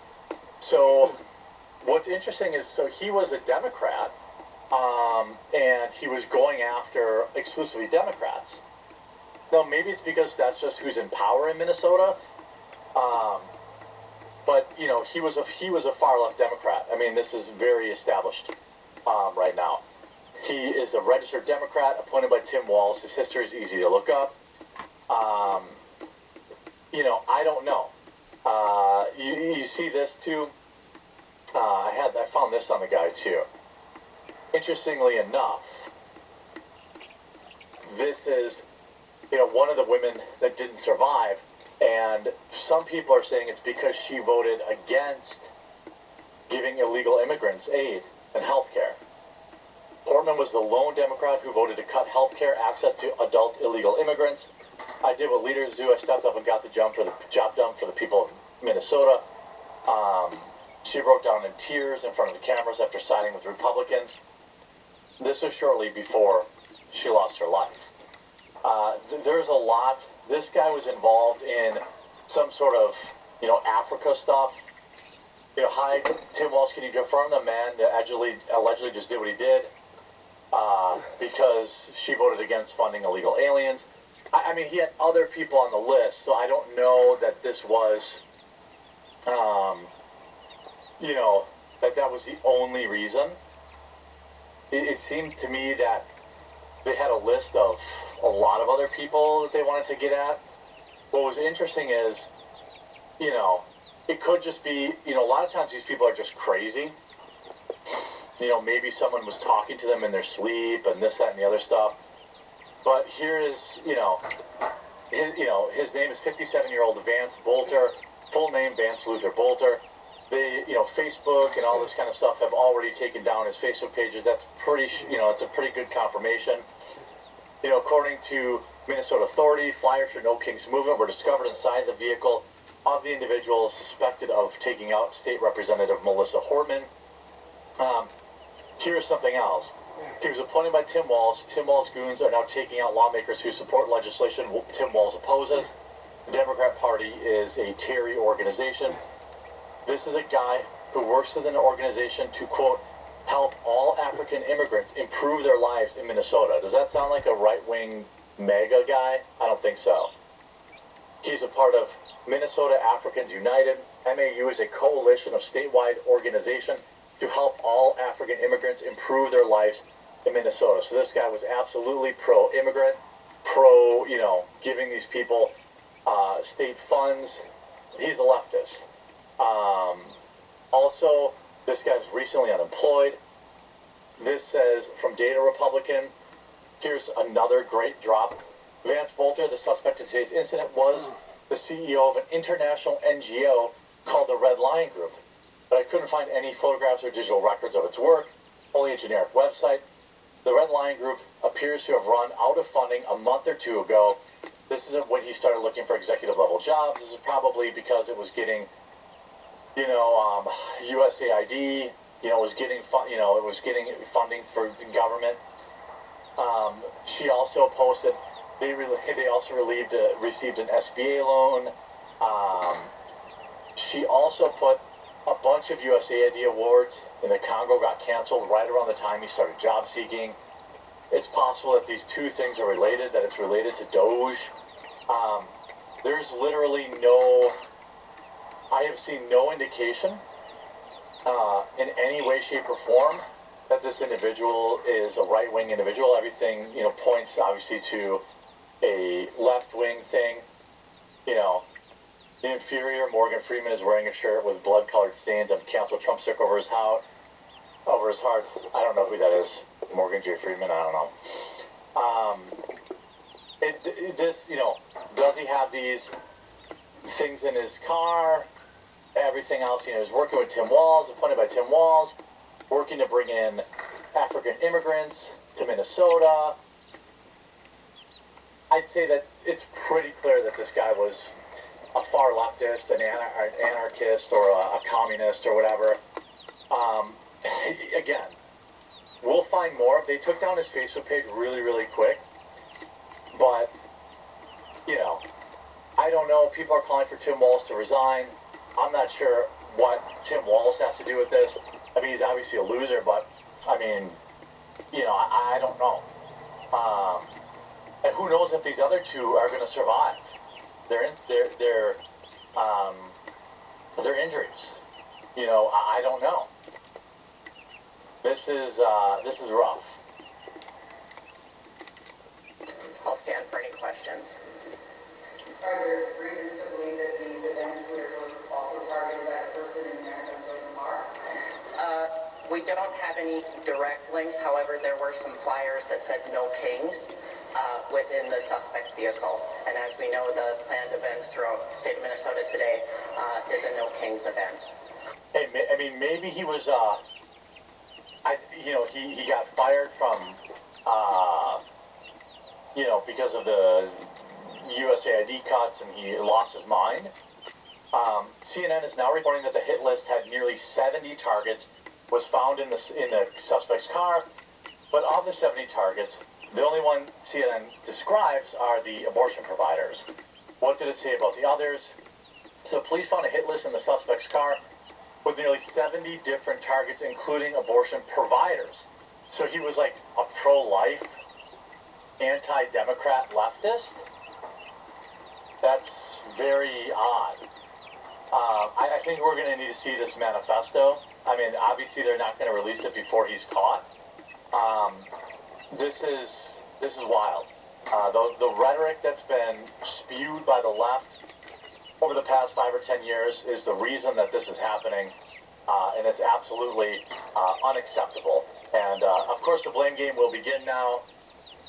Odds are it's probably just some unhinged lunatic, but it's difficult to know. And I'm curious what people say in the comments. Like, what do you think? How do you think this is going to turn out? Being like radically pro-life, but also working for Tim Walz, it could just be a regular, total crazy person. It's going to be interesting to see, and of course, I will continue to keep you updated as everything breaks here in this case. So if you haven't yet, wherever you're watching right now, please subscribe or follow. For those of you that don't know, I do a live stream Monday through Thursday at 2 p.m. Eastern on Quarter Cap. That I'll see you tune in. XV1, up for critical review is Jordan Maxwell and David Whitehead in a piece titled Aliens Among Us. It says, God said, come let us. Who is us? Right. The us is the extraterrestrials who came here from out there. They came here and saw that the Neanderthal man, the Cro-Magnon man, the Peking man, all of these ancient creatures who walked upright that looked something like us, but they didn't have brains one. And so they came here and they saw the indigenous creatures, which we call Ish. The Hebrews call Ish, which is the indigenous mankind. And they said, for being so great, they're not that great. No, they're smelly and they're and dumb and dim-witted, and they live in caves. Come, let us make man in our image, after our likeness. Let's make this poor creature look like us and be like us, because he ain't never going to be like us. Well, let's make him a little smarter so he can work for us. We're not going to give him too much of a brain. But let's make him smart enough to go to work every morning and pay his bills and pay his fines and pay his ticket and pay his taxes. Let's make him look like us. And it says, come, let us make man in our image, after our likeness. But it doesn't say that in Hebrew. It says, come, let us make ADM, in our image, after our likeness, meaning that the indigenous man was Ish. Indigenous mankind was all over the world. Somebody came from out there a long time ago and asked any 8-year-old Christian kid, do you believe in God? Yes. Where is God? Where does God live? He lives out there. Do you believe in angels? Yes. Where are the angels? They're with God. But where's God and the angels? They're out there. Why? Because they're in heaven. That's what you call heaven. It's out there.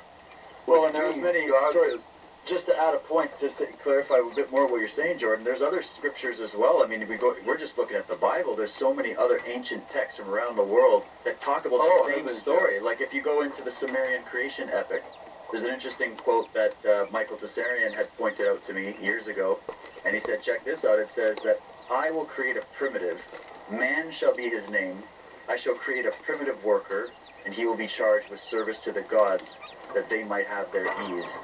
And these ancient texts from all over the world are filled with this kind of discussion. Yet everybody looks at it as myth, right? Yeah, myth. Yeah, you better go back and do your homework, myth. I agree. Yeah, you better go back and do your homework, because one day when you wake up and find out that there are extraterrestrials on this earth, and you didn't recognize them because they look like you, and you thought they were just brilliant guys. No, they're not brilliant guys. They're not from this world. So you think they're here? They're still here? There's no doubt in my mind that we on the earth are being run by extraterrestrials who look like humans. Why? Because the Bible said, come, let us make Adam in our image, after our likeness. Let's make him look like us and act like us. Well, we do. We act like them and we look like them, which is telling you that whoever they are that have come from out there, the extraterrestrials, if you saw one, they look like us. They look like humans.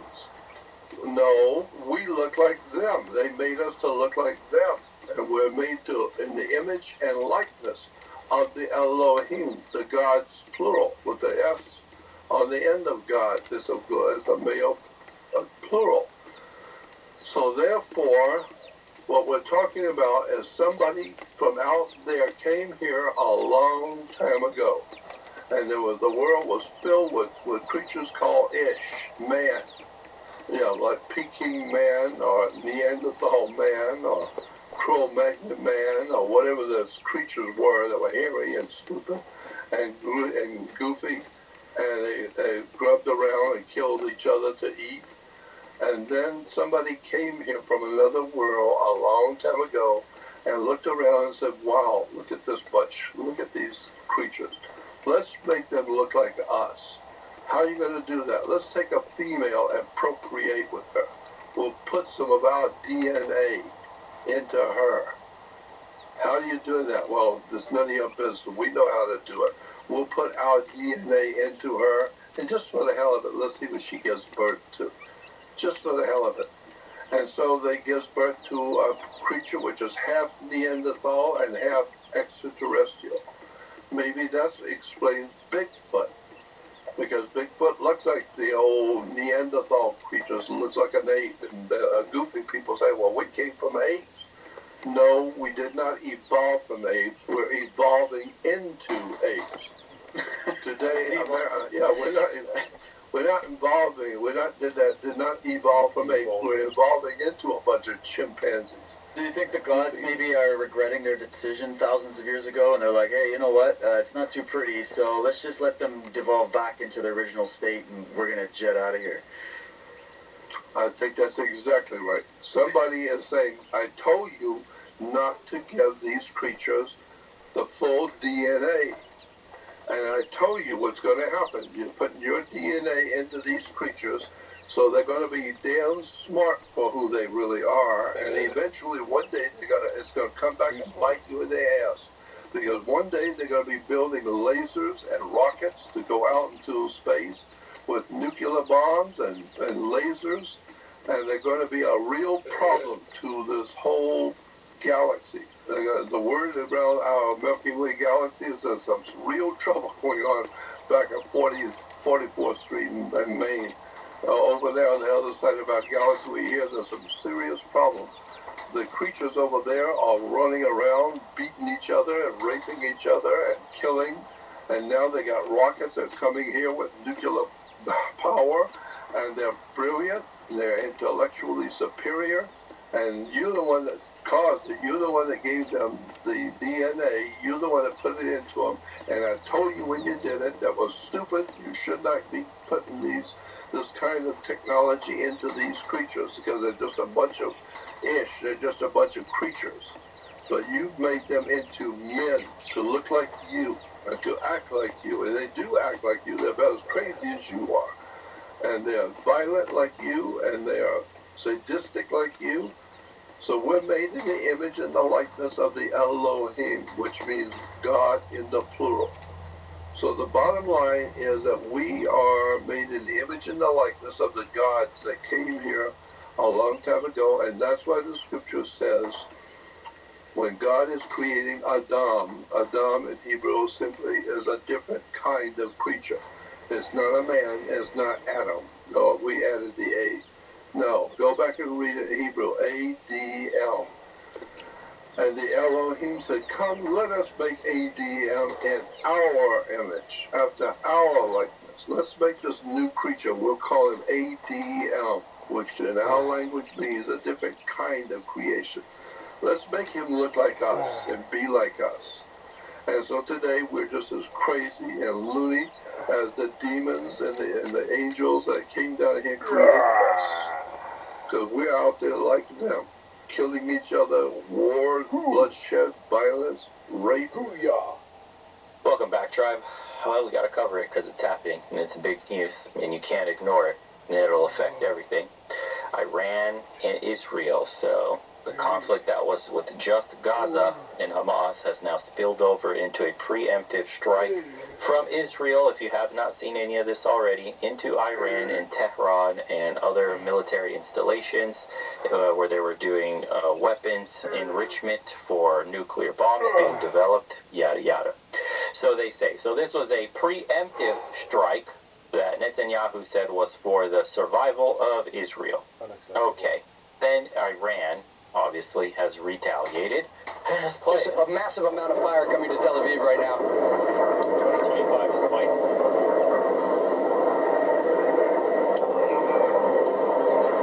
You need to get ready to pull it off the sticks. Get off the sticks. All right, let's go. Time to go. Okay. Guys, come on. We're seeing the Iron Dome, taking missiles, but some of them get through, of course.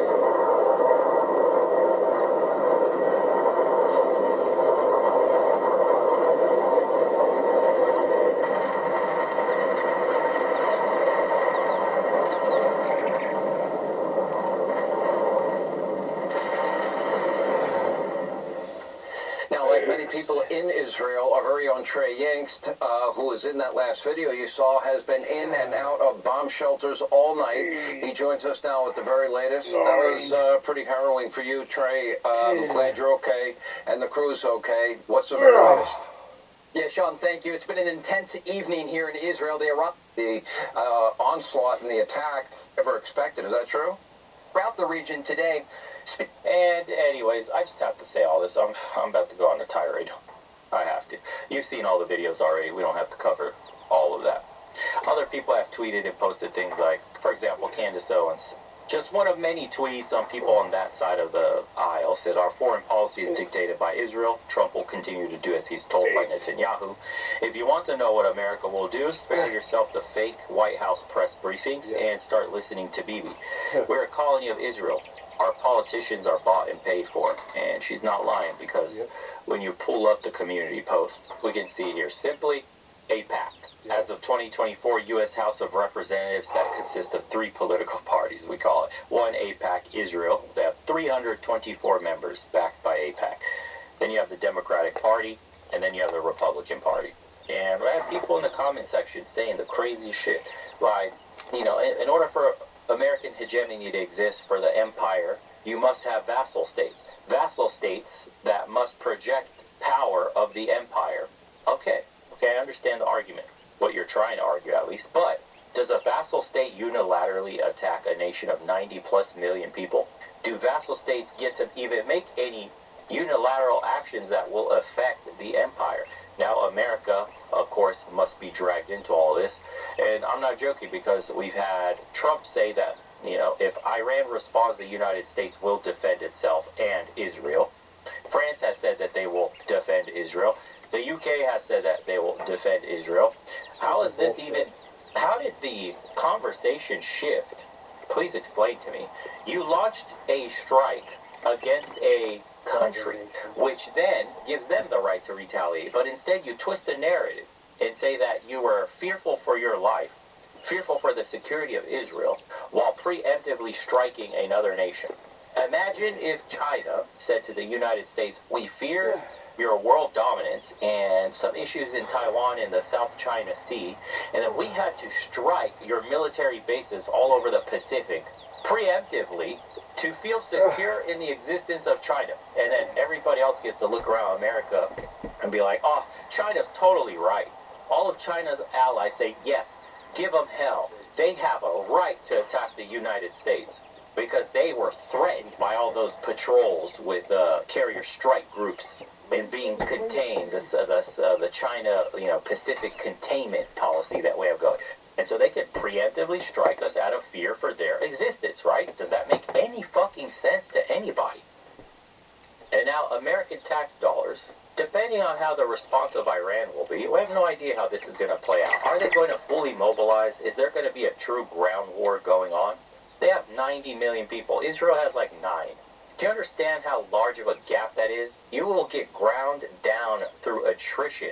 They can't even survive if they wanted to. They have a reported, alleged, 75 to 400 nuclear warheads. What happens if Iran does get a military draft going and a full mobilization and total war is declared? How could you not? Could you imagine in the China scenario that the United States does not declare total war in any way, shape, or form, and that their Chinese allies around the world condemn you after you got attacked because they didn't feel safe preemptively? That's what's happening right now. And so potentially the United States could get dragged into a wider war. My fear is this. You have Russia that uses Iran for the Shahed drones, or whatever they're called. Secretly is supplying Iran. Iran's supplying Russia with weapons that they're using in the Ukraine war. This is how, like, world wars start. You know, maybe the flashpoint was Ukraine, Russia, and then it spilled into smaller hostilities with, like, the Houthis and the shipping lanes attacking ships, and then they got neutralized. But then it was Israel and Gaza. Then that was the second flashpoint. Now the third one is Israel-Iran, and that's a sizable nation. 90 million people is no joke. Alliances are already being formed behind the scenes. And so China's supporting Russia, not overtly, but they're shipping them critical components needed for advanced weaponry. Meanwhile, Russia's giving them access to raw mineral resources, gas and oil that China desperately needs to fund its industry. And then you have Iran, which is like the little, you could call it the pipsqueak of those two bigger, more powerful countries, but still sizable nonetheless. And we have our ally, the United States, the greatest ally, Israel, that has popped off potentially a wider regional war with Iran, who Pakistan says completely is behind in full support, that they got attacked and through UN articles have every right to defend themselves because whatever.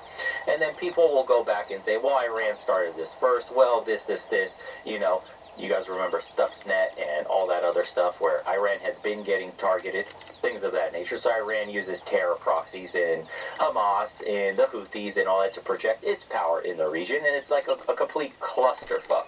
So this stuff, this tit for tat stuff has been going on. So anyways, now we have Tehran and Tel Aviv have both been struck by, ballistic missiles and whatever else, which is now sparking this conflict that could become the flashpoint for a wider war, not only just in the region, but in the world.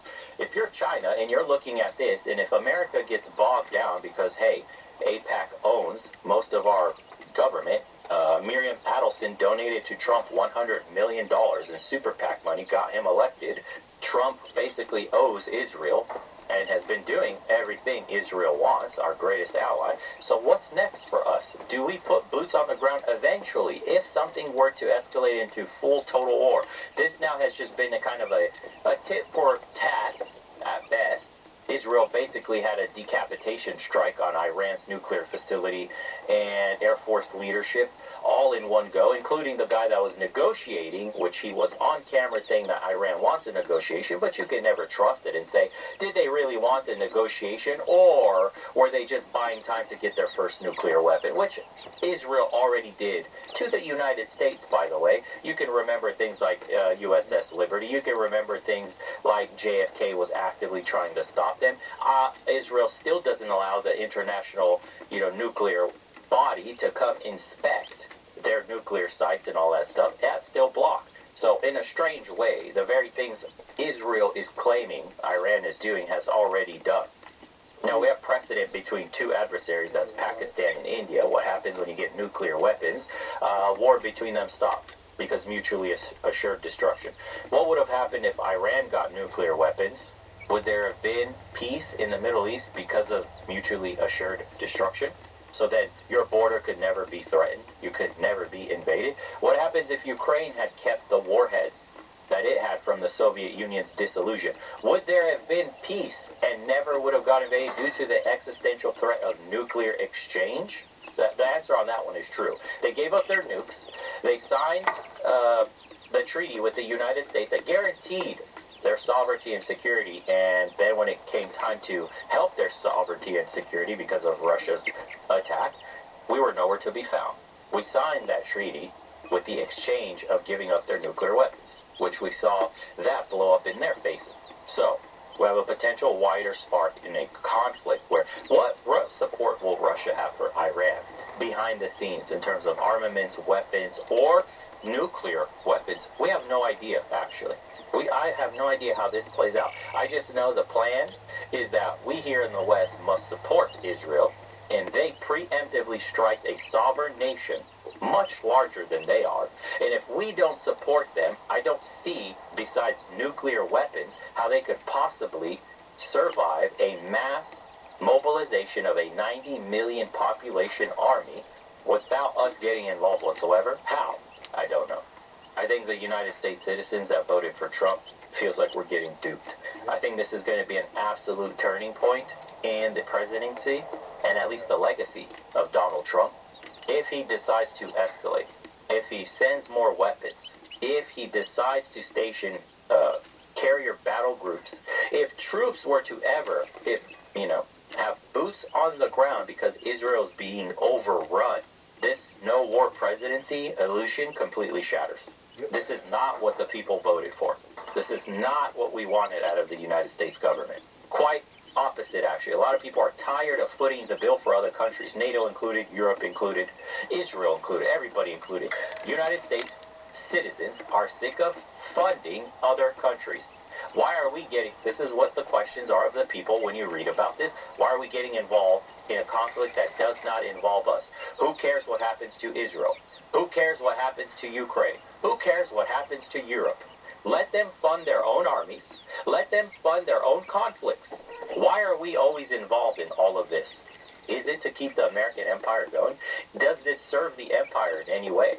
And if so, if it's for the empire to keep going, why aren't we doubling down on protecting the empire then? We should go full balls to the wall if this is for the empire, as the argument is, full balls to the wall, arming NATO to the teeth, stationing soldiers everywhere, and expanding the empire through our military influence. But that's not what's happening here. What seems to be happening here is that the empire is being emptied from the inside out. Our coffers have been ransacked. Our political class is hijacked. Money and politics have stolen the power of the people. Your society is getting worse. The bridges are crumbling. More homeless, more drug addictions, cost of living's too high. Jobs don't exist anymore. Everything has been shipped overseas. It's money laundering. And for those that aren't keeping up with it, political action committees funnel money to candidates who make promises, allegiances, loyalty oaths, whatever you want to call it, that they will vote to fund that. And what's being discussed openly right now is the America-Israel Political Action Committee, that is the Israeli PAC, that's being, the 300 plus billion that goes to Israel on a regular basis. And everybody's up in arms about, Ukraine, rightly so, but, Israel's okay. No, it's not.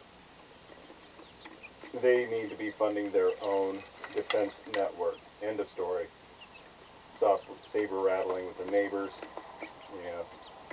Quit creating these false stories about, they're very close to being armed with nuclear weapons. Alright, so back to the APAC political, the political action committee aspect of it. Money laundering. What happens is Congress votes to fund these things, whether it's Stacey Abrams' non-existent stoves for poverty families, or it's Israel getting money sent to them in the form of money and military aid. It is then returned back to those politicians via back channel avenue. Lockheed Martin, Honeywell, other such entities sign big contracts knowing full well that Congressman and or Senator XYZ voted for this aid package to be sent, and to reserve a portion to either be kicked into their campaign for re-election or to be given to them in the form of a post-office position and or gifting of some sort. And it's all there in the black and white when you start digging into this stuff. But that's what this is all about. It's money laundering. Right back to Congress. That's why they're bleeding the American coffers dry. That's why they print all the money in the world they want out of the so-called Federal Reserve, which isn't federal and isn't a reserve. And they keep taxing you with the barrel of a gun. And what hasn't been shipped overseas, they still bring in H-1B visas to replace your highly skilled work that you're going to school for, because those people will do it for cheaper. So again, I ask you, what have we voted for, and are we getting it? Because it seems we've gotten a little bit. Oh my God, we closed the border. Okay, we still send billions of dollars to overseas nations. We still send something like 20 million, or 20,000, fuses for missiles that were diverted, that were going to Ukraine, got diverted to Israel, probably in response for what's going on right now. We had advanced knowledge of what's happening. This so-called vassal state didn't unilaterally decide anything. We were in the know-how. We sent warnings to embassies. We told Americans to pull out of the region. So I ask you, just as a Trump voter, just as a Democrat supporter, it doesn't matter. As an American, do you feel like you're getting your money's worth out of this government Or do you feel like you will get your money's worth out of the next government if your team wins?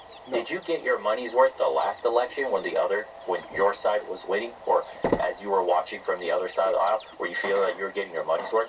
Can we all agree that whether you're team red or blue, it's all broken? We have Republicans in name only, rhinos, and we have Democrats in name only, dinos.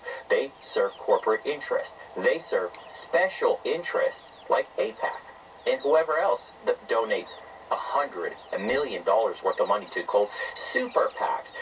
Our system is held hostage by money and overseas influence. Our Congress is bought and paid for. They do nothing. We tried to have Doge cuts codified. They didn't. None of them are going through. We instead rerouted that money into the military-industrial complex. We now have a budget over $1 trillion. Companies posting record profits, yet Americans are record levels in debt, record levels depressed, and record levels of sick. So I ask you, it's not just, well, what Trump is doing today, what Biden did yesterday, and what the next bozo will do tomorrow. I'm asking you, over the last 20 years, under the leadership of both Democrats and Republicans, what have you, as a person, as a citizen, gotten for voting for one or either side? Has your life improved? Has the quality of your family's life improved over the last 20, 30, 40 years? Or have you been getting slowly poorer and poorer over the generations? Has the dollar's value evaporated over the last 40 years consistently? That's what I would like to say about this stuff. I can go much deeper in these kinds of videos if you guys want. I was thinking of live streaming again. I just have to make sure this internet upgrade is good. If you would like to see live streams again with talk show style stuff where we're going over things that are happening in the world today and discussing them live with everybody, let me know in the comments below. I could make this video, honestly, hours long with research in front of me, and we go through everything that's happening. Not just on this stuff, but the world in general. Could be dating, could be red pill stuff, could be politics, everything and in between. Doesn't matter. But I just have a feeling that we must be hitting some sort of threshold between Republican voters or conservatives, whatever you'd like to call yourself, and liberal voters or progressives, whatever you want to call yourself, where they feel that neither side represents them and that this entire system is broken and we need to get money out of politics. Let me know how you feel about this whole situation. We're being dragged into conflicts that we can't afford to have, but it's a quick reset. War resets the economy. We're in the most debt we've ever been in, actually. We're like record levels of debt. We won't do any spending cuts because cutting entitlements and cutting the military is harder than just declaring war on a country and resetting the budget. You know, because the Pentagon lost $2 trillion. And when it wasn't accounted for, all of a sudden, 2 towers got hit with planes and we went to war in Iraq and spent another $1 trillion. And nobody asks questions anymore. Isn't that crazy? It's kind of crazy. I don't know. Anyways, just a rant. Let me know what you guys think. It is your voice. We'll see you on the next one. Let's talk about the Iran-Israel situation, shall we, which really doesn't involve the United States, or rather shouldn't involve the United States, and wouldn't involve the United States if our foreign policy wasn't dominated by people who support anything and everything that Israel does, no matter what. And I'm not even saying that Israel is wrong to do this, but it really shouldn't be any of our problem. The only reason that it is, well, like I said, which you're not supposed to say. In fact, the only reason that the Iranian regime and radical Muslims in the Middle East hate America is because of our financial and military support of Israel for over a half a century. So let's get into this. This is going to be a doozy, so get your coffee ready. Some diehard MAGAs are upset with President Trump for supposedly getting us involved in another war over in the Middle East, but these are the same people who said that they were getting off the Trump train back in 2017 when Trump did strike an air base in Syria, which everybody has since forgotten about. And President Trump did order the drone strike and killed an Iranian commander in Baghdad back in 2020. And so that did not get us sucked into a larger regional conflict, did not start World War III, and everybody forgot about it. But now the United States is aiding Israel in intercepting Iran's retaliatory strikes as the conflict is escalating. And this still could be argued that this is not us being involved offensively, this is just defensively, but still this is a whole other level of involvement. Of course, the neocons are salivating. Lindsey Graham undoubtedly pleasuring himself to the news, posting "Game on" Twitter, on X, because damn, it is just a game. To Lindsey Graham, he always wants more for Israel, despite, well, our country on the verge of bankruptcy, our national debt out of control, getting to the point where we won't even be able to pay the interest in the near future. But he really likes those rent boys that Israel provides for him, so he'll do anything they say. The only person on planet Earth happier is Ben Shapiro, who for years has mocked President Trump's statements, tactics, and strategies as being 4D chess, using that as a derogatory term, but now believes that President Trump has pulled off the ultimate 4D chess game to set the stage so that Israel could take out one of their mortal enemies. This appears to be an actual, real-life 4D chess move by the President of the United States to put Iran in a box, to keep them there, and then to allow for the possibility of Israel to destroy their nuclear facilities, large swaths of their military capability, with no risk to American troops. Well, it's really not that hard, Ben. You just have an America First foreign policy, and you don't leverage the power of the United States to meddle in the affairs of foreign countries, especially their ongoing ethnic land disputes in their region. Stay tuned, because there's plenty more to come in this video, but real quick, subscribe to my channel if you're new here, because you're not going to hear any information like this on Fox News or Newsmax or any of the brand name Conservative Inc. podcasts or YouTube channels. For at least 30 years, Israel has been claiming that Iran is just a few years away from building an atomic bomb. This from the New York Times. Back in 1995, Iran may be able to build an atomic bomb in 5 years. U.S. and Israeli officials fear. U.S. and Israeli disinformation agents are spreading. And who remembers this bizarre presentation by Benjamin Netanyahu at the United Nations back in 2012, where he pulled out this diagram showing that Iran was in the final stages back then, 13 years ago, of building the bomb. Here's a diagram. This is a bomb. This is a fuse. In the case of Iran's nuclear plans to build a bomb, you got this from the Acme Corp. The prop department over from Warner Brothers Studios. this bomb has to be filled with enough enriched uranium. And Iran has to go through 3 stages. Where's Iran? Iran's completed the first stage. Now they're well into the second stage.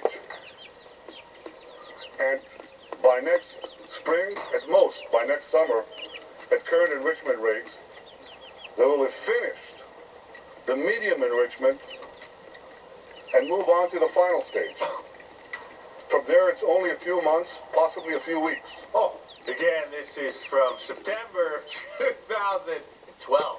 Congresswoman Marjorie Taylor Greene sums up the situation best by saying, I don't know anyone who even thinks about Iran. Americans don't want to bomb Iran because the secular government of Israel, that's the key there, secular government.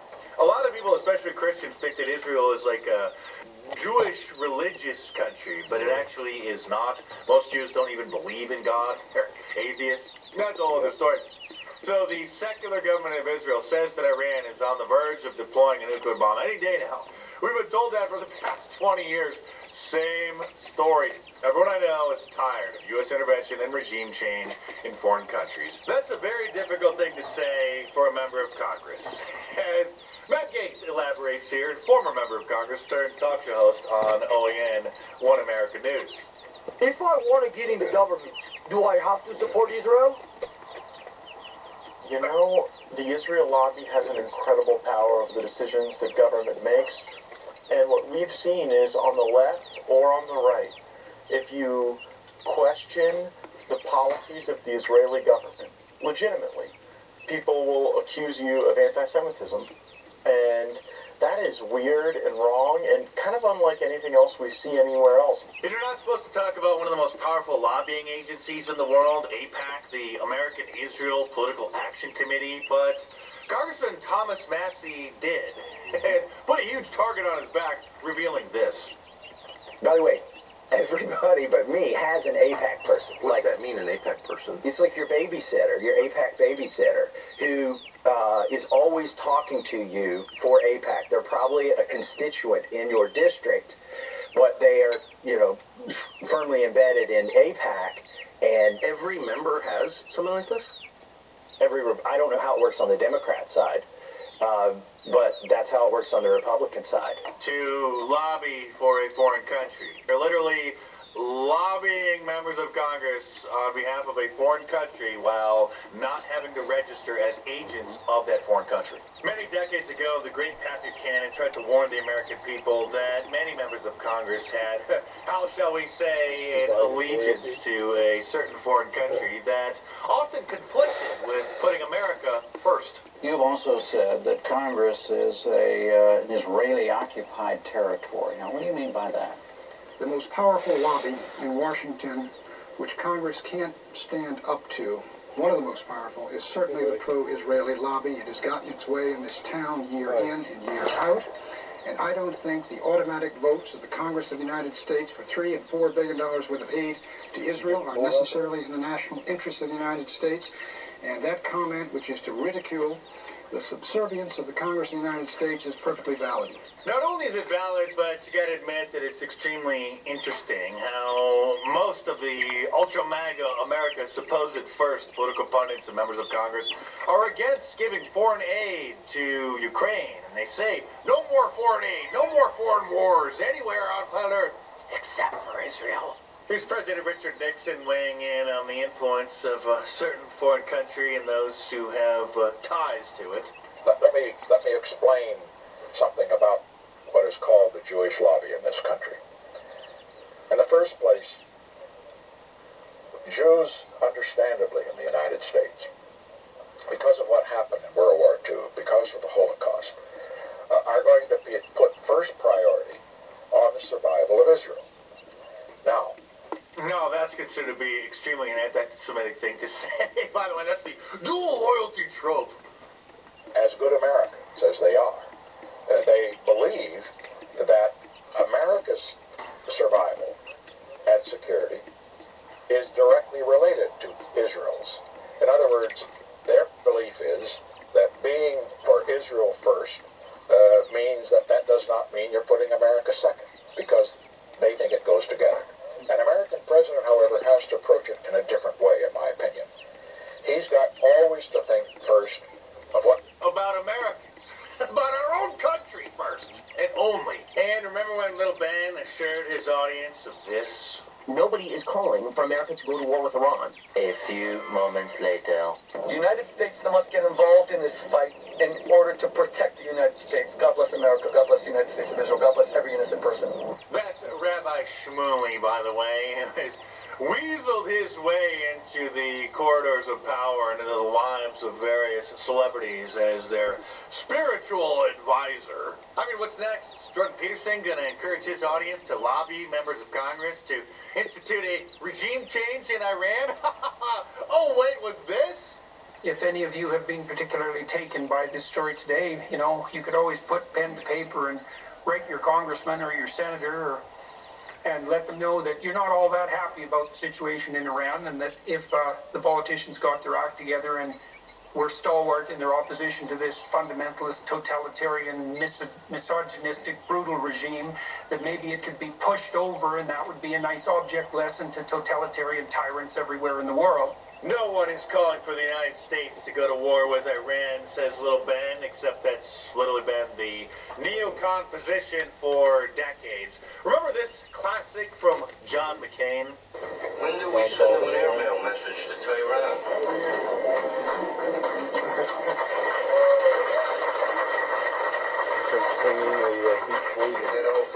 That old Beach Boys song, Bomb Iran?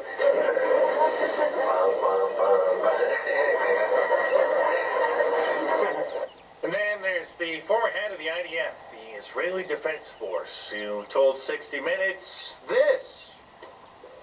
So, Leslie, there has been a lot of speculation about whether Israel would go it alone, would attack Iran all on its own. What does Mayor Dagan say about that? Well, he thinks it's a mistake generally to make it an Israeli-Iranian issue. It should be an international issue.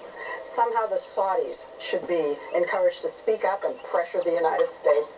And what he really would like to happen is Israel sits back and the Americans do it for the Israelis. It would then be internationalized. He knows that Israel will be attacked, whoever does it, but they'll be attacked less. And what he's most worried about is the retaliation. Sadly, there may be retaliation on American soil. God forbid anything happens. But again, if it does, it's not because they hate America for our freedom, like they said during 9/11, which is why they claimed Al-Qaeda attacked us. It's because they hate us because we financially and militarily support Israel. Have you heard of the clean break memo? Of course not, if you only listen to the brand name Republican conservative talk show hosts and Fox News and Newsmax. As good a work as they do, of course, they do have major flaws as well. But the clean break memo is a memo that was prepared back in the 1990s by neocons, along with Benjamin Netanyahu, the then, and again, Prime Minister of Israel, where they laid out their new approach to solving Israel's security problems in the Middle East, which emphasized a regime change in Iraq. And then, lo and behold, they later scammed America and the rest of the world with their WMD hoax. And Glenn Beck has had an epiphany. He wasn't sure why he was even born, but now he has figured it out. His sole reason for being on planet Earth is to support Israel. I don't know why I was born, but there is something about the state of Israel that connects deeply to me. There's something about the United States of America that connects deeply to me. But go on. To have the privilege to stand with the Jew is a tremendous honor, spiritually. You may recall that the Jews actually don't believe in Jesus, right? Yeah. And the Jews that dominate the government in Israel are not the religious Jews of the Old Testament. They are secular atheist Jews. They're Ginos, Jews in name only. So I want to read a letter that I wrote that I am sending to the state of Israel. I'll spare you any more of the cringe. He is begging for citizenship over there in Israel. I know a lot of Christians just don't understand that Israel is not a religious Jewish country. It's a secular country. To help you figure that out, you should know that Tel Aviv is the LGBT capital of the Middle East. So if it really was a Jewish country in the religious sense, which of course it's not, this certainly wouldn't be happening. It's not that hard. Christians are God's chosen people, not some ethnic group in the Middle East that mostly doesn't even believe in him, and especially doesn't even believe in Jesus. Here's a meme to help you understand. This is my country, our country, and this other one is not our country. And here's how many in that country, not all, to be fair, but many in that country feel about Christians. Conservative Christian leaders are calling on Prime Minister Benjamin Netanyahu to stop a bill proposed by members of his coalition to make it criminal to tell people about Jesus in Israel. Our Jerusalem correspondent Daniel Cohen is live near Tel Aviv with more. Good morning, Daniel. Good morning, Allison. Good morning, everyone. A big story just before, days before Palm Sunday, Good Friday, and Easter. Sacred time for Christians. Two ultra-Orthodox members of Prime Minister Netanyahu's coalition have introduced a bill that would punish believers for sharing the gospel of Jesus with prison time. United Torah Judaism Knesset members Moshe Gafni and Yaakov Asher introduced legislation last week making it illegal to share in conversation or produce content online, in print, or by mail. Their explanation of the bill emphasizes a warning to stop Christians in particular. Because it's anti-Semitic to do so, they say. Hey, in case you've been living under a rock and aren't a regular viewer of mine, the documents from the NSA that Edward Snowden leaked reveal that American intelligence agencies, which they will never admit this publicly, no politician will say this, and none of the talk shows will say this, but Israel is considered to be a top spy threat to the United States. Our number one ally is top spy threat. Well, this video was a doozy, wasn't it? I'm just tired of seeing all the cheerleading and the obsession about the problems in foreign countries on the other side of the planet, which have nothing to do, or really shouldn't at least have anything to do with the United States. Subscribe to my channel if you're new here, and if you want to sponsor my work, click the link in the description below to join my locals community. It's a subscription blog. It's $5 a month. Your subscription helps support my work, and you can access some material that's a little bit too spicy to be posting on YouTube. So, click the link in the description below, head on over there, and check it out.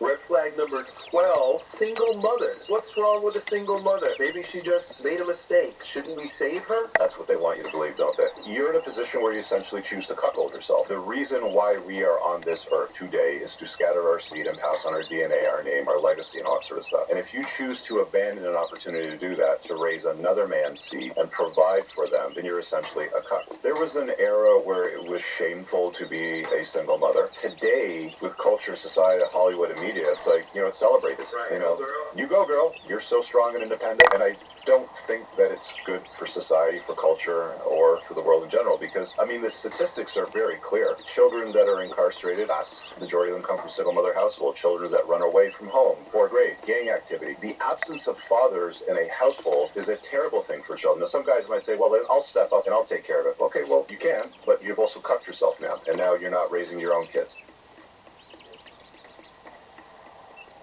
For many men, relationships with single mums are a losing game. You take on the burden, another man's kids, bills, chaos, but get zero authority, constant disrespect, and emotional scraps. You're not a partner. You're a placeholder and a wallet. I've had too many times where I've witnessed women brainwash children and deprive men of access to their children, and that child grows up completely and utterly loyal to their mum. And with that loyalty, you have to sacrifice objectivity. In order to be completely loyal to your brainwashing mother, you have to be naive about women. Men who grew up with just their mum and no access to their father and no access to the dad's side of the story are more likely to be cheated on. When a mother cuts a father out of a child's life, she isn't just punishing the man, she's robbing the child of balance, truth, and identity. Kids raised on one-sided narratives often grow up emotionally lopsided, naive and vulnerable to toxic relationships. Fathers matter, and when their presence is erased, the child pays the price long-term. It's not empowerment, it's destruction masked as control. Men don't want to date single mothers, or men are always talking about single mothers, this, that, and the third. This is a perfect example as to why. Because again, you expect this man to come in, be the man of the house, pay all the bills, be romantic, do all that, be a father to a son that he didn't have. That's not my son. But he has no say-so. But he has no say-so in the discipline. He has no say-so in the guidance. He has no say-so in how this house is going to be ran in regards to your son. So how do you expect me to be the man of the house when every time that I try to tell him something that's right, you bucking the system because you getting emotional, because you, damn the message I'm saying, you processing it as, no, you can't tell my baby nothing. This is my baby. It's my baby. Yep. So as a man, how enticing is that of a situation to walk into? That's why men don't want to date single mothers. That's why.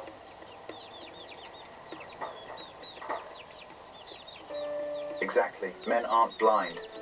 Walking into a situation where you're expected to be the provider, protector, and father figure, but get zero respect or authority, is a trap. When the biological mother undermines discipline and loyalty stays with her, the stepdad is just a paycheck and an outsider. No man wants to sign up for that losing battle. And that's why single mums often face rejection from men ready for real partnership and respect. I let them know up front, I got kids. You can either deal with it or not. You can either come through the door or lock it on your way back out. Okay, and my answer to that is most guys are not going to. That's the man you described. Your opinion, a lot of women won't. It's not. I need you to be objective here. What I'm telling you is the man that you described is extremely rare. If you can go ahead and get a younger woman that doesn't have children and doesn't have these things kind of that would potentially weigh him down and hurt his ability to earn money and or save money, he's probably going to go with that. And then also, interestingly enough, when we asked you about the Instagram, you said that you and your partner are 50-50. Well, the reality is you didn't describe a man that's 50-50. You described a man that's superior to you in almost every which way. Money doesn't mean anything in social media. But you were saying that you guys are equal and he should be doing the same thing that you do. And my argument is that how can you expect that when he's the leader in the relationship? You described a guy who's First of all, nobody's going to be a leader. It's a 50-50 relationship. Oh, so you expect this man to make this money, be tall, both of you be alphas, be in a relationship with you, and you guys are both going to just rule together? This hits on a real tension many face, wanting equality but expecting traditional leadership and sacrifice from the man. Men who step up as providers and leaders aren't looking for an equal in every way. They want respect for their role. Demanding a 50-50 partnership while expecting him to carry most of the weight creates impossible pressure. It's no wonder many men choose younger, less complicated relationships where roles and expectations are clearer and less draining. When you're a guy and you make money, you want to put and invest your money in your offspring, not in other people's offspring. That's just the natural way of the world. That's how things go. Men typically want to take care of their own children. Now, what if she's a millionaire and she helps and builds an empire with that man? Okay, well, even better. If you're a millionaire, you're going to probably want a guy that's a millionaire too, right? Exactly, but who said anything about a broke guy? Yeah, but, okay, good. So, what do millionaires have that are men? But my thing is, like... Hold on, answer the question. What do men have that are millionaires? Options, which means they can date girls that aren't millionaires and be happy. You, on the other hand, can't date a broke guy and be happy. So they can get a girl that's 21, that isn't a millionaire, that doesn't have children, that can give him a family, and he won't have to take on someone else's kids. This mum just got served hard. She laid out the cold truth. Men with money have options, and they naturally want to invest in their own legacy, not someone else's baggage. Meanwhile, single mums, no matter how successful, face a tough reality. Men don't owe them the same commitment, and often choose simpler, clean slate relationships. It's brutal but real. And that's the furthest I've ever gone with a single mother. I've heard some pretty bad stories from men where it's like, I think one of the other big things that you often hear is eventually down the line, there's going to be an expectation, if you're in a relationship with a single mother, the single mother is going to expect the guy to provide, not just for you, but for the kid. And so that adds like sort of a double duty to provide for a child that's not yours. The issue with that, though, is there's all the responsibility, but none of the corresponding authority. So a woman who's a single mother, she might expect you to provide, but she might not allow you, as the guy, to have any authority over the child. This hits hard. Single mums often expect men to provide financially for their kids, but deny them any real authority or say in raising them. It's frustrating to carry the responsibility without respect or control, leaving many men feeling powerless and used in the relationship. The girl grows up to be a woman, and in a single mother household, all she sees is her mother her, and mother her brother, right? So all she's learning is motherhood. She's learning how to be a mother, right?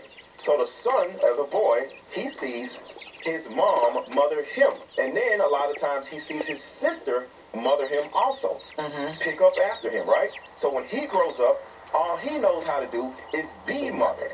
So now a man who grew up under a single mother and a woman that grows up under a single mother, and to a certain degree, she starts mothering him.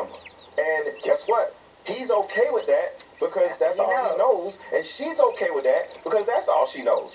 And the thing about it, when it comes to these men, they go out into this world expecting women to mother them, and they think it's okay. And because of that, they end up becoming the weaker vessel between a man and a woman. This is a core problem with single motherhood. It often blurs traditional roles and boundaries. Boys raised in these homes learn to be mothered rather than becoming leaders or protectors, while girls grow up seeing motherhood as their primary role. This dynamic creates adults who expect to be cared for rather than to contribute equally, leading to unhealthy relationships where men become overly dependent and women overly controlling. It's a cycle that makes balanced partnerships much harder to achieve. And from my experience, I told myself I couldn't take a woman with children seriously. Why? The child's always going to come first. Yes. The child's going to always come first. I'm going to always need to put you first, but I come second. And technically, he's a 10-year-old boy who's going to get into his teenage years. He's going to be in a situation where you're not my dad, right? I'm not talking about an anecdotal experience. Your son may be a sweet child, but my experience, it just hasn't been the best. You have the right to feel however you want about dating a single mom. That's your prerogative, whatever. But you're on a date with a single mom. What are you talking about? A harsh reality many men face dating single mums. The child always comes first, and the man often feels like an afterthought. Teen years can bring defiance and rejection, making the relationship even tougher. It's understandable that some men decide up front they can't handle those challenges. I have the utmost respect for all females. This is a male advisory channel. Gentlemen, I would not advise you to marry a single mother. Here are the 8 disadvantages of marrying a single mother. 1, you can never discipline that child. It's not good. 2, if the mother leaves, that's it. You have no hold over the child at all. Even though you had an emotional bond with that child, doesn't matter. If the mother is pissed off at you, she will use that against you. 3, your resources goes into another man's DNA. 4, if it's a girl, huge problem. All it takes is female teenage rage for her to accuse you of any sexual act. The mother will never you with the child, and the relationship will never be the same again. You know, I have no idea what account this is, whether it's on YouTube or one of the other platforms. It doesn't look like a Rumble video. This man is spitting out gold bars worth of information, but it's lost with that obnoxious like, subscribe, share, noise that he's got on there. And if I'm not mistaken, that's an option that these people, choose to disrupt their videos. So their entire message, nope. What he's providing is gold. What people are hearing, lead. 5, there will never be spontaneous sex. 6, you will always need a babysitter. 7, you will always be in a relationship with the father of the child as well. You will never have time to build a relationship with the mother alone. Really? See? There you go. Just as you're in there taking the information in, all that information gets washed out with that obnoxious noise. So if you know this account creator, send him a message. Let him know that this nonsense is disrupting the message that he's trying to put out there. Because that information, gold bar, maybe even platinum. But it's as toxic as lead, as those Roman lead aqueducts that made them all loopy crazy. Relationships are hard enough as it is. You shouldn't have a third person involved. And 8, and you will never, ever, ever come first. This is an honest rundown of why marrying a single mother can feel like a no-win situation for many men. The lack of authority over the child, constant competition with the biological father, and the emotional complexities create a toxic mix. It highlights the heavy sacrifices men face, financially, emotionally, and sexually, while rarely being prioritized. For some, it's simply not worth the fight or the constant second-place status. This perspective, while harsh, resonates with many men's real experiences. Thanks for watching Manhood. If you want access to exclusive episodes and want to support the channel, hit that join button and become a member. Don't forget to like, subscribe, and share this video if it hit home. Drop your stories and thoughts in the comments. We read everyone. See you tomorrow.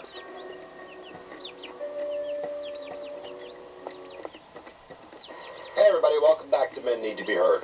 I'm posting this video during a very important time. I'm posting it during Men's Health Week, and I want to talk to you about it.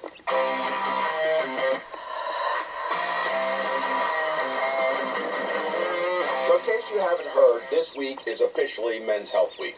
It's intended to raise awareness about preventable health problems that affect men and boys, and to encourage early detection and treatment of disease. And you'd be forgiven for not knowing that it even existed, because it gets a fraction of the attention that other health awareness weeks receive. Not only does it not get any attention, but those of us who tried to bring it up get silenced. Earlier this week, while doing Boy Meets Squirrel, a show where we talk about men's issues, and in this particular case, we're talking about men's health and specifically men's mental health, TikTok took us down. Well, more precisely, they said we were talking about something that makes people feel uncomfortable. And thus, while they didn't cut the broadcast off completely, they stopped showing it to others, so only those who were actually watching it at the time could continue to see it. Let that sink in. TikTok, as a company, has a policy and is openly stating that talking about men's health or men's mental health is a violation of their terms of service because it makes people feel uncomfortable. Now ask yourself, do you think they'd do the same thing if we were talking about, say, breast cancer? Not a chance. And when you compare June being Men's Health or Mental Health Month to October's Breast Cancer Awareness Month, the differences are striking. Breast Cancer Awareness Month is a massive, well-funded, culturally visible movement that's helped improve survival rates and destigmatize conversations about women's health, which I would venture to say men in general, overwhelmingly support. Yet, when it comes to men getting the very same level of public concern, suddenly it's uncomfortable. A community violation. Something that not only shouldn't be addressed or any funding given towards, but silenced. The question you might be asking is, why don't they get it? And the answer, my friends, is they do. Oh, they most certainly do. They know exactly what they're doing. This isn't an accident. It's a deliberate, planned, coordinated program to silence men and talk about the issues that they face. Make no mistake about it. It's across society, and it's becoming part of our culture.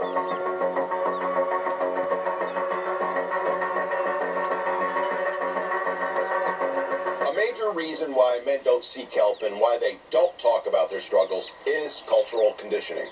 Men are socially conditioned, literally from the day they're born, to avoid seeking help, especially for emotional and mental health struggles. Phrases like man up and real men don't cry or rub some dirt on it have kept generations of men silent about depression, anxiety, and the traumas that they face. When men do finally reach out for help, the services available to them are often limited or actually geared towards women. Or they're told to sit down, shut up, and stop taking away from women and their issues. Something someone came on the broadcast we were doing the other day and actually said. The likelihood is that person then went and reported us for talking about it and ultimately got TikTok to shut it down. Which again is why men don't speak up. Add to it, many men don't feel comfortable in conventional therapy spaces, nor should they. Those spaces have become so toxic, so full of an anti-male mentality, one that's been ingrained into the mental health field, it simply isn't safe anymore. The mental health field is already 70% female and quickly headed towards 90%, and they have no love, no caring or concern about men or their issues. And it's not just mental health.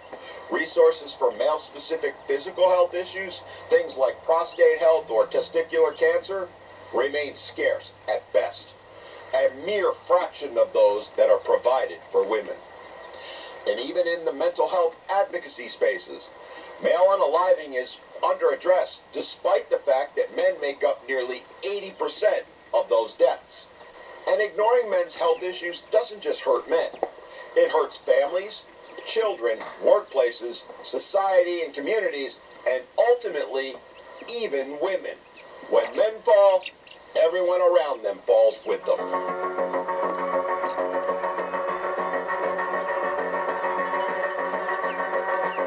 Here's the reality that exists, the one that most people don't want to talk about or even acknowledge. Men are more likely to die from heart disease, cancer, and liver disease than women are. Men are less likely to visit a doctor for regular checkups, mostly because they know they're going to be shamed and laughed at if they do. Men suffer higher rates of workplace injuries and deaths, to the tune that they make up over 90% of them. And men's mental health, well, it's laughed at, widely overlooked, and results in men often having no choice but to try and self-medicate through drugs, alcohol, or through other unhealthy coping mechanisms and risky behaviors.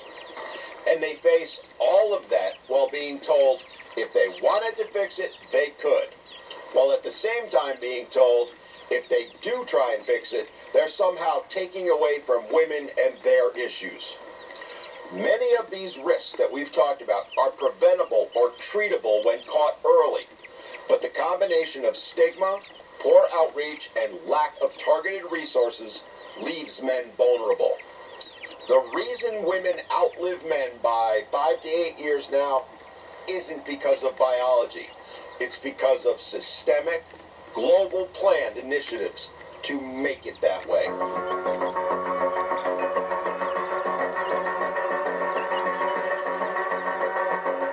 So what can we do about it? Well, for one, men need to stop saying silent.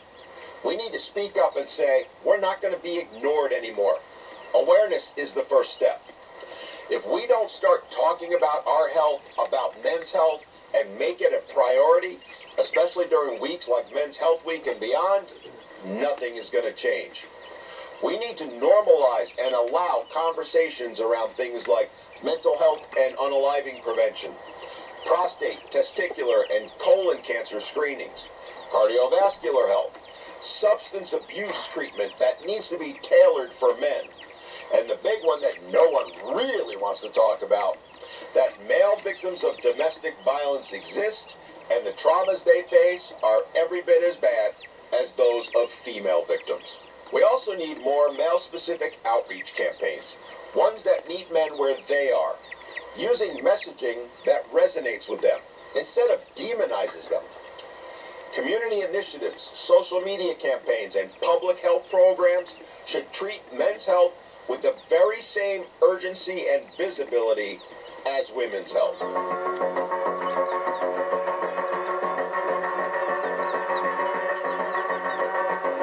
But here's another thing, and men, I'm speaking directly to you. Your health is your responsibility, and you're right. If you're a man listening to this, take this as a reminder. Your health matters. You matter. And you need to do this not just for you, but for your family, your friends, your children, your future. Get up and schedule that checkup. Talk to someone about what's weighing on you. Check your mental health. Get screened. Open up to a friend and be available so they can open up to you. Doing all of that is not weakness. It's strength. And this week is the perfect time to start. I asked men during the show earlier this week, when was the last time you had a physical? And actually I was heartened to see that many of the men had had one in the past 2 to 3 years. But my friends, that's not enough. You need to have one every year. You need to be screened for prostate and other cancers. You need to get your blood work done. Yeah, it's a pain in the ass. Sometimes literally. It's not fun. It's inconvenient. But it's something you must do and do today.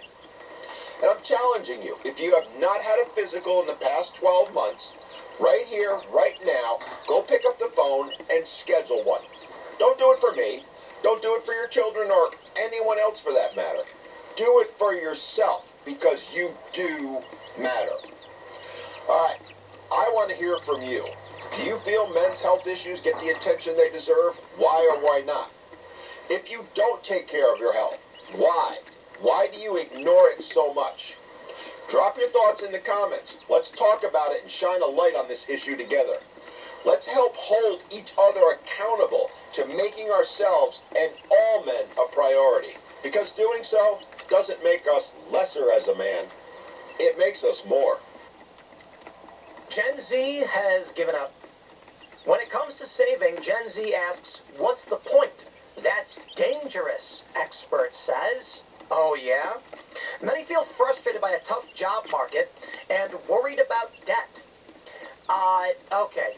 The first thing I'm going to say is, there's a lot of millennials and Gen Z that are lazy and entitled. I stand by it. I maintain it. I defy you to prove me wrong. You can't. And you know why? Because there's a ton of communists. There's a ton of millennial and Gen Z communists. Let me say this. Gen Z is shifting rightward. Men and women. So 2-to-1, millennial women are Democrat, left-leaning, socialist, whatever. But among Gen Z, it's like 55-45. Yeah, like 55% of Gen Z women lean left, but among men it's inverted. They're leaning right. The same is true for male millennials, but liberal millennial, like millennial women, overwhelmingly liberal. Now that being said, I see this headline. Gen Z asks, what's the point? That's dangerous. And I just say to this expert, screw off. I'm with Gen Z. Now look, you should be saving if you can. But when you look at how corporate equities are divided in this country, when you look at who owns property in this country, Gen Z's saying, who cares, baby? You're going to be saving for 25 years for a down payment on a house? Well, too bad. You can't make money fast enough compared to inflation, so what's the point? Here's what they say. Gen Z seems to have a case of economic malaise. Oh, man. Nearly half of its adult members, the oldest of whom are in their late 20s, say planning for the future feels pointless. A freewheeling attitude towards summer spending has taken root among young adults who feel financial despair and hopelessness. They think, what's the point when it comes to saving for the future? That YOLO mindset among Gen Z, the cohort born roughly from 97 to 2012, can be dangerous if unchecked. It might lead to young adults to rack up the high interest debt they can't easily repay, perhaps leading to delayed milestones like moving out of their parents' home or saving for retirement. Bro, y'all want to learn the truth? Let me send this message loud and clear to the Federal Reserve. Bro, if Gen Z ain't saving, when it comes time for them to inherit this nation, because every generation does, they will own nothing, and they will take it from you, BlackRock. They will take it from you, Federal Reserve. You're not going to be able to stop them. Who are the police going to be? Who are the soldiers going to be? An entire generation that says, your distribution system is broken. Now, I'll add this. That's probably what the communists want. I look at everything that's been happening over the past 40 years, and I'm like, seems like it's all on purpose. Maybe not on purpose, but no one's doing anything to stop it. So let's put it like this. Boomers own more houses than anybody else. Boomers own more corporate equities than anybody else. Certainly a lot of poor boomers, a lot of homeless boomers, of course. A lot of homeless old people, you know what I mean? But among Gen X, they might own a house. Same percentage of Gen X own property, but they own less properties. Millennials, it's 50-50. Gen Z, it's microscopic. Corporate equities, get out of here. Millennials barely own any. Gen X owns some, and boomers own like 70-some-odd%. So here's what happens. When Gen Z is looking at saving right now to buy a house, I'm in the middle of nowhere in West Virginia, and there's like 3-bedroom houses are $500,000. I was looking at one property recently. It's like $600,000. And I was just like, this thing's falling apart. The floor's got to get redone. So what? If you don't buy it, BlackRock will. Blackstone or whoever the companies are, they'll buy them. And I'm like, damn. So what happens? You end up with a generation, Gen Z, they're going to be in their late 30s. What are they going to vote for? They're going to vote to seize properties. They're going to vote for the government to go full commie. Sounds like that was the plan. Create a generation that owns nothing. Don't help them. What do you get? Communism. Now, the reality may be that it's just an emergent phenomenon. That as people live longer and hoard more wealth, you will have your fourth turning. A generation of individuals who say, I earned it, it's mine. But let me put it this way.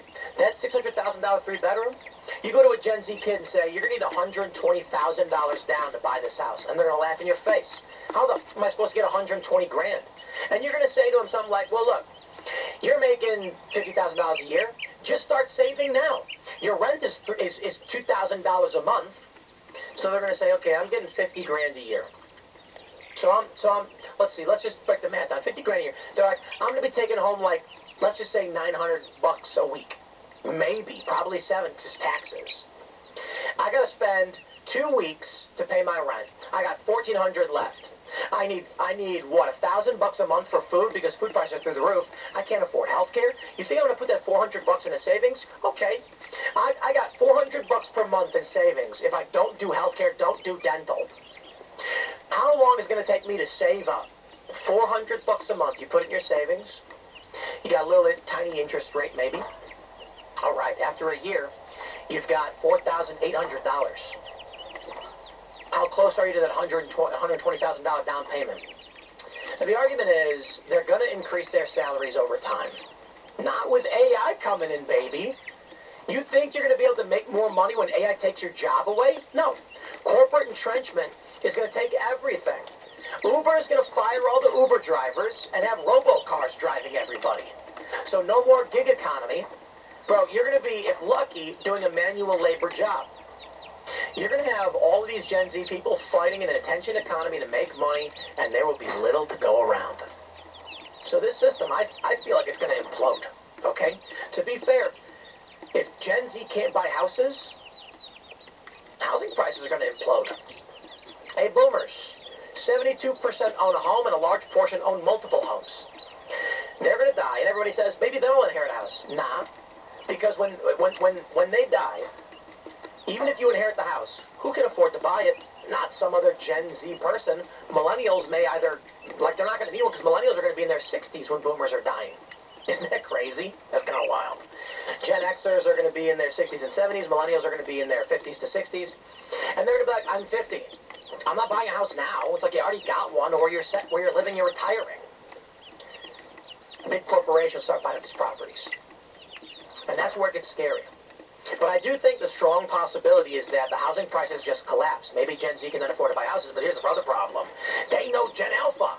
So who's going to be taken in the labor market next? Dude, this whole system just appears like it's on the verge of exploding. They say, why Gen Z feels disillusioned. Many feel disillusioned. They said that they feel disillusioned is understandable. The labor market has been tough.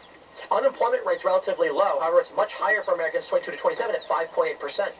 Recent college grads have 6.9%, and for those without a bachelor's degree, at 5.8 for recent college grads and 6.9 if you don't have a degree. And degree, look, y'all are, Gen Z, y'all are in trouble. Young adults are also saddled with debt concerns. They feel they don't have any money, and many of them are in debt, said Winnie Sun, co-founder and managing director of Sun Group Wealth Partners based in Irvine, California, and they're wondering if the degree they have or still working to will be of value if AI takes their jobs. It won't be! Congratulations. So your college degree is worthless. Look at this. 50% of bachelor's degree recipients in 22-23 graduate with debt, an average of $29,300. The federal government restarted collections. The Biden administration's efforts to forgive large swaths of debt was canceled, stymied by the court. Meanwhile, in the 2024 report, the New York Fed found credit card delinquency rates were rising faster for Gen Z than for other generations. You know what I got to say to you, Gen Z, that's racking up credit card debt, not paying it back? You know what I got to say to you? After 7 years, it disappears from your credit report. Good luck. The system is busted. I certainly don't want to advocate for anybody to be lazy or entitled, but what do you think is going to happen? They can't afford homes. They're struggling to find work. Those that really want to make a difference have it harder than we've seen in a very, very long time. I was arguing with Elijah Schaefer. I'm like, look, a lot of people are communists. And they were saying, well, they're disillusioned. And I'm like, dude, I'm going to put it this way. I agree the system is busted. And that's why I'm stoked to see Gen Z moving away from communism.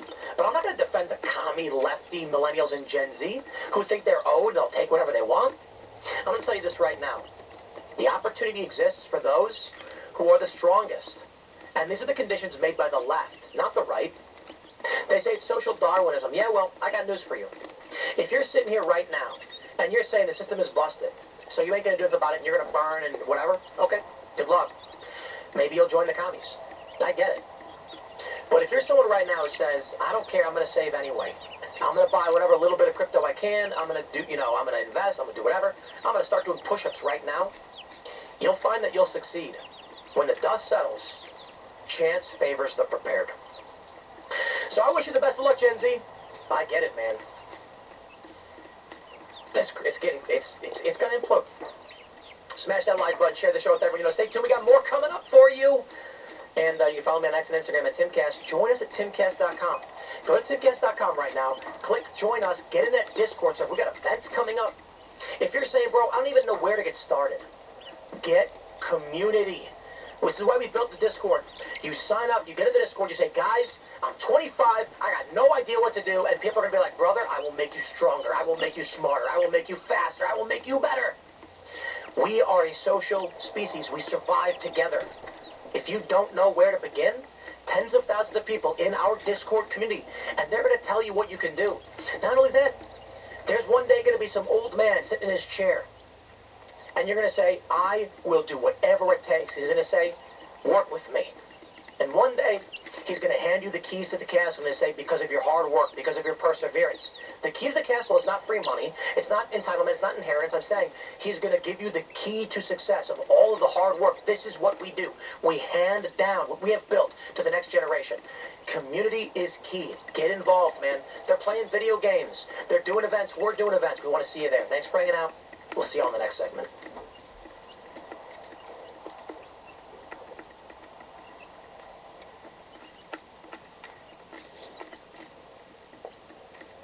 So I looked up, what's been going on with Palantir, the new government contracts, and I am horrified. I'm genuinely horrified. But it's because I cannot believe the government has not already implemented this tech. I love one of our fans was like, are you guys worried about what Palantir is? And you're worried about the... Yeah, I'm worried. What's the new tech? There are two things that happened recently. In May 2024, Palantir won a $480 million contract for the Maven Smart System, which is an AI-powered prototype for military and intelligence applications with an expected completion date of May 2029. And in 2025, the Pentagon increased this contract ceiling by $795 million, bringing the total to over $1 billion, anticipating increased demand from military users for AI-driven command and control capabilities. I absolutely want that for a government.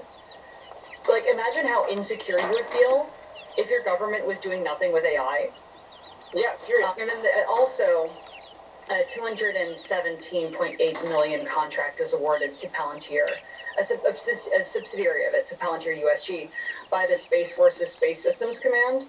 Well, and also keep in mind how much more safe this is than going to the NSA or something, where it's just wasteful. The NSA can try to do this.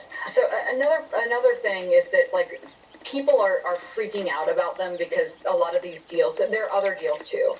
For example, ICE did a contract. ICE needs all the weapons they can get. I've seen the way people are freaking out about them. I know. So they did a Palantir did a $30 million deal with ICE to provide software monitoring visas and tracking deportations, offering, quote, near real-time visibility into migrant movements. I'm like, wait, you didn't have that before? Are you kidding me? What were you doing before? And Palantir is also in discussions with the Social Security Administration and the Internal Revenue Service to deploy its Foundry platform.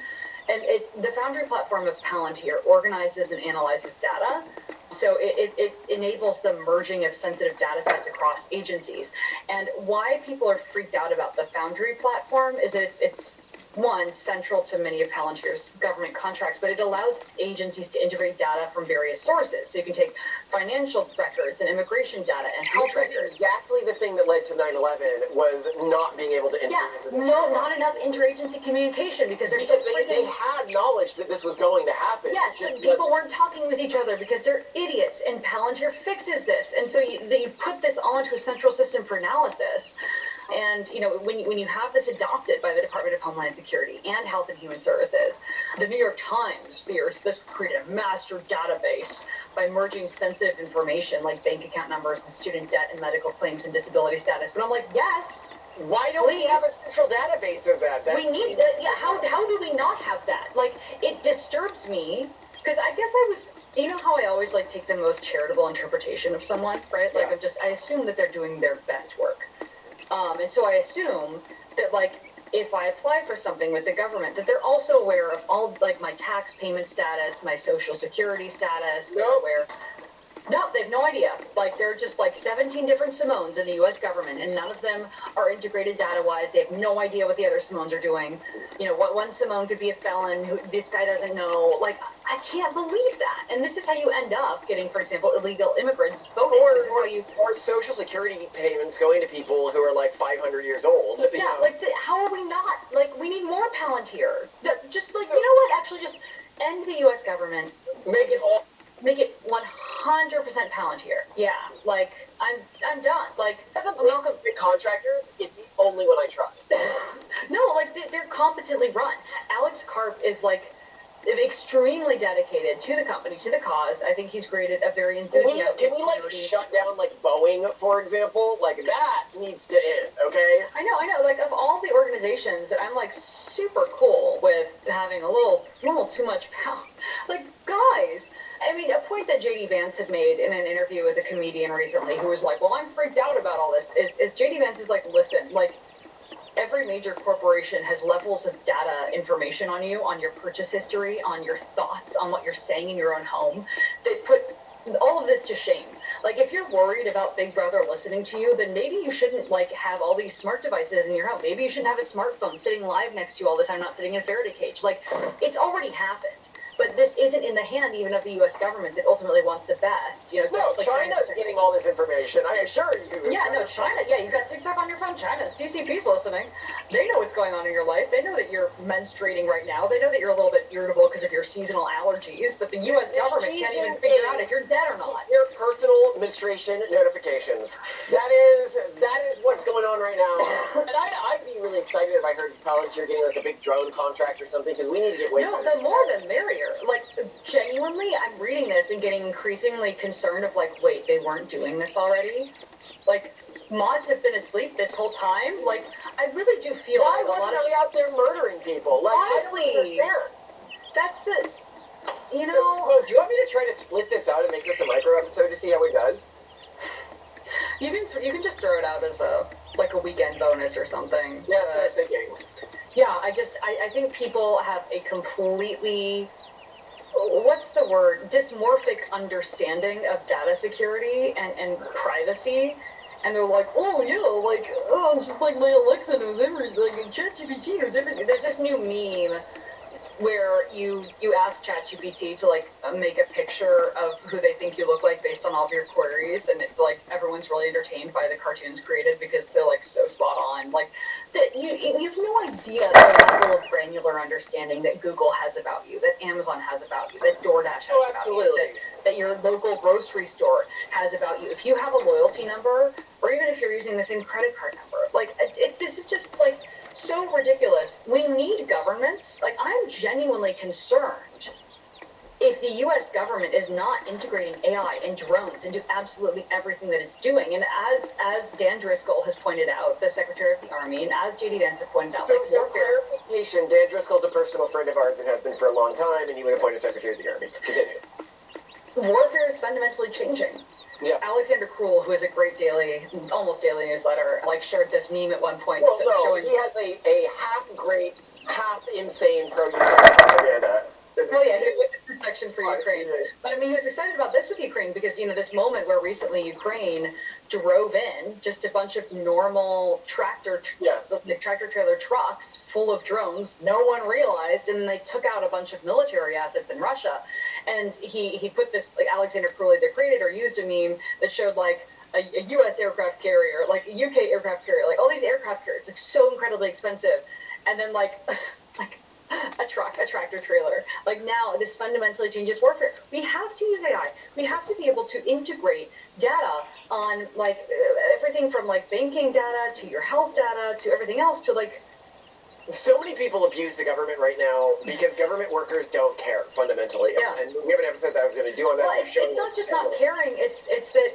But AI does care. Like, AI will actually, like, attempt a task. Like, if at the DMV I knew I was going to be dealing with an AI clerk versus a human clerk, I'd be so much happier. Well, and you know, we've visited Palantir's offices. We even created fan art for Alex Karp one time. Remember when we made the full body? With our Alex art Karp? company. Every encounter I've had with Palantir and its staff has been incredibly positive. Competent. Yeah, well, no, but also passionate. Like they actually. And there are lots of people in every government, you know, who are very passionate about, you know, protecting their country and doing a good job. But the incentives at Palantir, I think, are better aligned to actually create good outcomes. They are really excited when they make it possible for someone in the U.S. military, for example, to end a battle before it begins. You know, to extremely reduce the amount of collateral damage. Yeah. Palantir has come under a lot of fire recently because of their use in Gaza, for example. And they're, like, clearly okay with helping Israel. So, like, that's going to get them in trouble. Why shouldn't they be? I will never understand why. If the hostages haven't been released, Israel has carte blanche to do whatever it wants. Yeah, and as long as... And if Greta Hamas is to go out there and complain, why isn't she asking for the release of the hostages? You know, that is, like, you want me to, like, let my daughter be continually raped by, you know, these people and not do anything about it? Just be like, oh, I guess I'm giving up on her. You know, like, we've seen what these people do to their hostages. And I point out that we have seen what these people do to their hostages.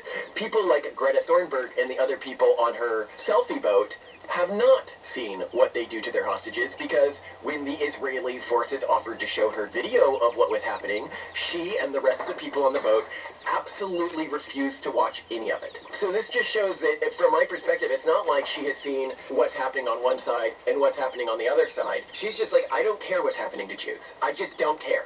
I don't care that there are still people down in tunnels that this is happening to, that these are your sons and daughters, and that is why you are continuing to fight. I don't care. They get to do whatever they want. Like, this isn't like they're in some nice room or something. They're being starved and raped to death. Like, this is mortifying. And the fact that you even would consider that you wouldn't do literally everything was in your power to get the hostages back, just, to me, it shows, like, when you consider that those hostages could be family members, shows a lack of humanity in an individual. They have a right to do whatever they feel they need to do until the hostages are released. And if you're like, well, but what about all the other people who are being hurt? And all of those other people being hurt should be doing everything in their power to get the hostages to be released. Because at the end of the day, what you're asking me to do is to tell somebody who knows that their daughter is being treated as an slave and could be for the rest of her life if you don't get her released, to not do anything in their power to get her back. And I can't ever ask of somebody, because I couldn't ask that of myself. If somebody came up to me and they're like, Malcolm, you've already murdered, 50,000 people just trying to get your one daughter back from the grape caves, you should stop now, it's just the one girl. I'd be like, I'm sorry, that's not how this works. It's my daughter. And if you said, well, yes, but some of their kids are hurt as collateral damage, I'd say, I'm not going to stop until my daughter is out of the grape cave. That's it. Period. And so I wouldn't ask that of anyone else. Okay, but bringing it back to Palantir, basically every argument that people are butt-hurting about, it just really doesn't concern me at all. Like, I'm not worried about it. I mean, one, the executive order on data sharing. In March 2025, President Trump signed an executive order mandating that federal agencies share data. I didn't realize Palantir was involved with this. I was just stoked about it when I heard about it. But of course Palantir is involved, because Palantir is the tech substrate that enables the data sharing to happen efficiently. But anyway, this is what makes people fear that there's like a master list of personal information with I have to interrupt on this. This is the most animated Simone has been in any of their podcasts. I don't watch every one of them, but I've seen probably, about a half dozen or more. Number one, Benjamin Franklin said it best, and I'm going to butcher the quote. Those who want to sacrifice liberty for freedom deserve neither.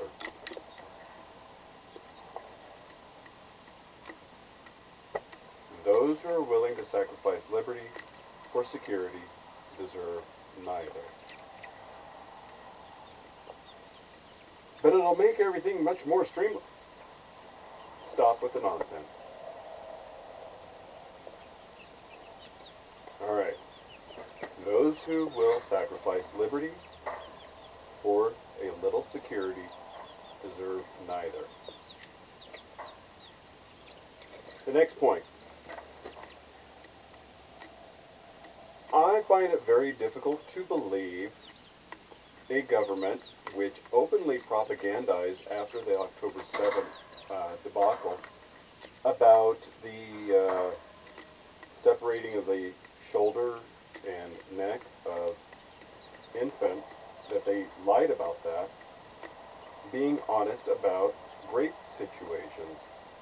I'm not saying it's not going on.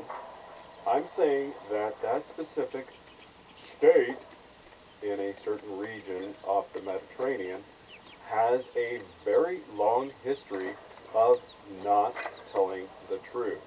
Whether it's the USS Liberty, whether it's the yellow cake uranium of Iraq, whether it is, we didn't know that they were going to use paragliders. These things could all be true. But so far, they've all been proven a lie. And then when you add the infanticide actions, I find it very difficult to believe. Number one, there's the old joke. How do you know when a politician's lying? When their mouth is moving. And that's what this specific state, that purports to be a ethnic state, and the irony of, it's okay for them to be a supremacist, but others aren't allowed to be supremacists. I mean, it gets into all kinds of muddied waters there, no matter how you look at supremacy of ethnicities and races. I mean, I don't want to get into the weeds of it because it's not a thing that I subscribe to. I just find it amusing that it is congressionally acceptable in the United States to launder money to that region. That is a supremacist nation. You can be butthurt about my calling it that, but there is no sunshine in the smiling face in the sky. I mean, maybe there is a greater entity that created everything, but it's not inside the pages of what is it, onion paper? I mean, the evidence is there. It is an allegory. Not any different than Perseus, Odysseus, Heracles, Inara, Gilgamesh, Thor, Odin, Osiris, Isis, all of them, each and every one of them, are based on astrotheological observations of star constellations. And the faster people recognize that it is about symbolism, it is astrotheological, that it is the same religion, just a different name and brand every so often, the faster you begin to recognize that, the faster we can actually, as a society, begin to heal these violent rifts. I mean, we're always going to have tensions. Just look in your own neighborhood. I had a guy talking about it with me earlier today. His pickup truck was sitting parked in front of his home, and his neighbor plowed into it and, broke the mirror, damaged the body. Fortunately nobody was hurt, but he had seen it, and he had a family member with him that had also seen it. He goes to the home of the driver. That driver was trying to park the vehicle in the backyard so it wouldn't be seen. He called out to the group of people in the, that were present on the property who was driving just recently, and everybody pointed to the driver who turned out to be drunk. Long story short, as I said, nobody was injured, but it put his vehicle in the shop, had to wrestle with insurance. They wanted to fight it. I use that as an example. There will always be tensions, no matter on a global scale or on a neighborhood scale. There will always be friction.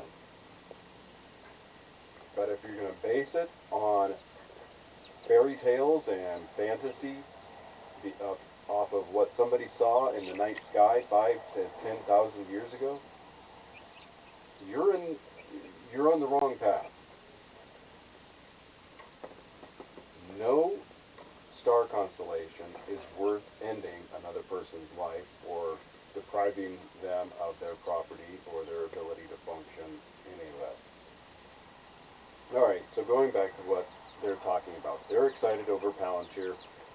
They're willing to surrender their liberty and ours, yours, mine, anyone else, our liberty, just so a fraction can be prosecuted.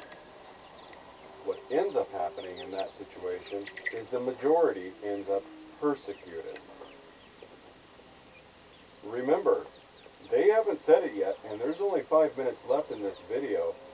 This is the same carp that was interviewed celebrating how they were very effective at clamping down on, in this case, European right-wing ideology.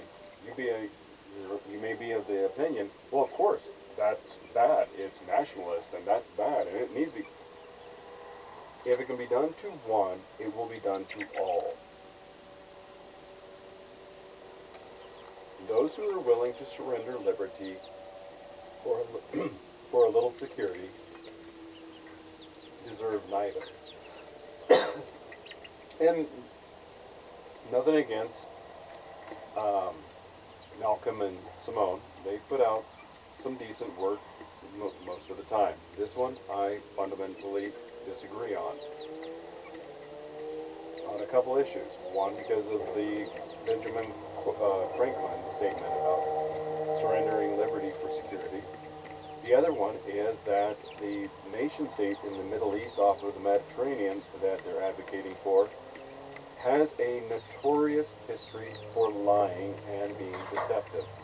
And in fact, earlier, Mark Dice, I believe it was, pointed out how that nation state was probably the most active in spy activity in the United States. Most people forgot about this. Tom Clancy, the guy that wrote the, Without Remorse, about John Clark becoming, how he became John Clark and an agent of the CIA, and then Jack Ryan, how he became from an analyst to president. Most people forget he had another series of books that he co-wrote with a ghost author or a lesser name or something that were made into a mini-series with Harry Hamlin back in the 90s, I believe it was, where Wilford Brimley was the facilitator. Harry Hamlin was the director of Ops Center or something to that effect, and Deidre something or another, I'm drawing a blank what her last name is, but she was a newspaper reporter. Long story short, she was outed for being a Mossad agent using what was considered an NGO cover, a non-governmental organization cover, to spy in the United States. So, here we are 30 years later, where it's just rampant, the nonsense out there, to the point that people have made the statements that, well, it's obvious this is the reason the JFK files, the RFK files, the other files aren't, he didn't do himself in that, with a bed sheet. These are because of an island nation, the United Kingdom, and a Mediterranean nation are deeply involved in those, apparently, is what a lot of people are suggesting. So be wary of anyone who's going to run to the defense of our quote-unquote greatest ally. 10 years ago, 20 years ago, I would have laughed in your face. So if the information that I'm reading that's being disclosed from the government and from authoritative sources is demonstrating that they have a history of lying, plus just watch the friggin' UN. We just heard it just an hour ago where they replayed the UN video where Mark Dice made fun of them for using the Wile E. Coyote Acme device. This is what Iran is with this. They are at 70%, and that was in 2012, and it's 2025. So in 17 years, no, let me do my math correctly. 13 years, sorry. So in 13 years, they've done it almost 3 times over, because he said, in 5 years, by the end of the summer, I don't remember, maybe you do. Bottom line is, whether it's the USS Liberty, whether it's Yellow Cake, whether it's Iraq has them or is about to have them, whether it was in 2012 that Iran has them or is about to have them, whether it's the Stuxnet computer virus worm that sent their centrifuge back in, 2019, 2020, spun it up to break.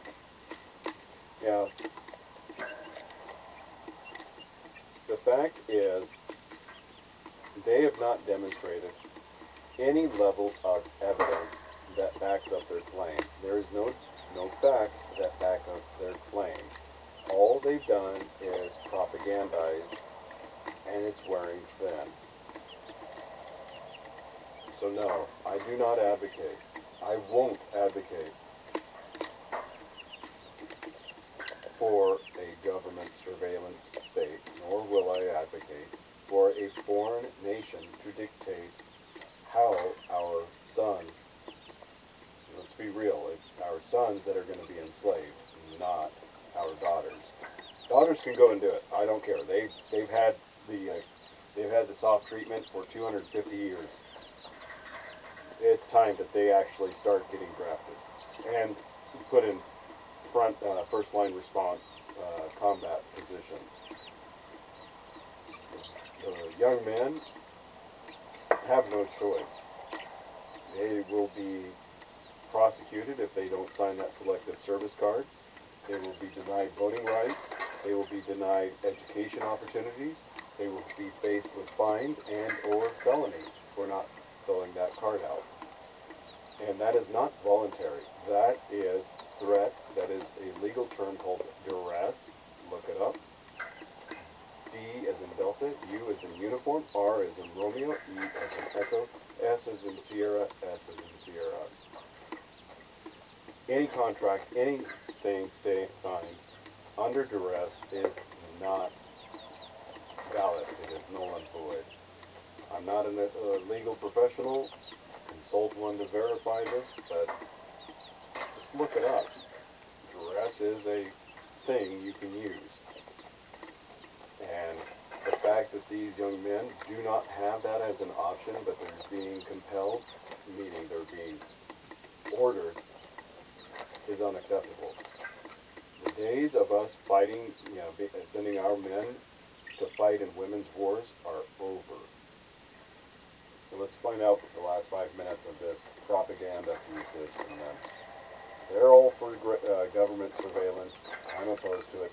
They're all for letting a rogue nation run roughshod when they've had a history of lying and propagandizing. Told surveillance power, which we should have. And the Foundry platform of Palantir is obviously what's going to make this happen. So one, they're afraid of that. It's the data sharing. Oh, I'm sorry, our government's functional now. How dare we? Okay. No. That is not going to make our government more functional. Let's be real. Look at this. Okay, you had Musk and his team come in and look at some of these government organizations to streamline them. What happened? Congress went and spent the money on war. They said, oh look, here's all this money that was saved by firing these people, which it was justified, because it turned out that government was nothing but a fat, lazy woman's daycare. What do you mean I have to go back to the office? Whoa, lass, oh, woe is me. Don't you know how stressful that'll be? Yeah, government jobs turned out to be six-figure, $100,000 plus, adult woman, fat adult, lazy women's daycare that they were being paid to attend instead of paying to go to. Government is not going to work more efficiently. That is pie in the sky. That's like believing in the tooth fairy in the sky is actually real. You know? But they're our greatest ally in Jesus. No, there was no Jesus. There is no, fantasy fairy tale in the sky. Grow up. You're an adult. That's argument one. I don't care. I'm alarmed that we're not doing it already. Issue two is immigration enforcement. How dare we enforce our immigration policy? Again, Palantir's work with ICE. I'm fine with immigration enforcement, but be aware, this is a woman, and women will always sell out liberty for security. You can call it hypergamy, the monkey branching of leaving one guy for another guy with more resources, which translates to more resources means a better, stronger position to protect. My issue on immigration is simple, and that is, for what reason are Americans who are on the verge of living on the street being told to surrender,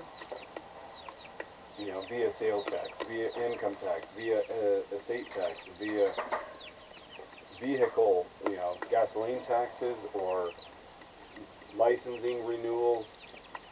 For what reason are Americans, and this is all American, black, white, Indian, Hispanic, purple, orange, whatever, I don't care. Bottom line, somebody who is an American, for what reason are they paying these punitive fees and taxes to illegally, people who've committed felonies, to gift them $5,000 a month, a stay at the Roosevelt Hotel in New York City, plus free phones and food stamps? Go downtown Portland. Look at the tents lined up. How many of them are getting even $1,000? Yeah, but they got that free tent the last time they bulldozed them down. There's no means of helping these people. There's no mental health, compelled mental health. There's no getting them off the sidewalks into,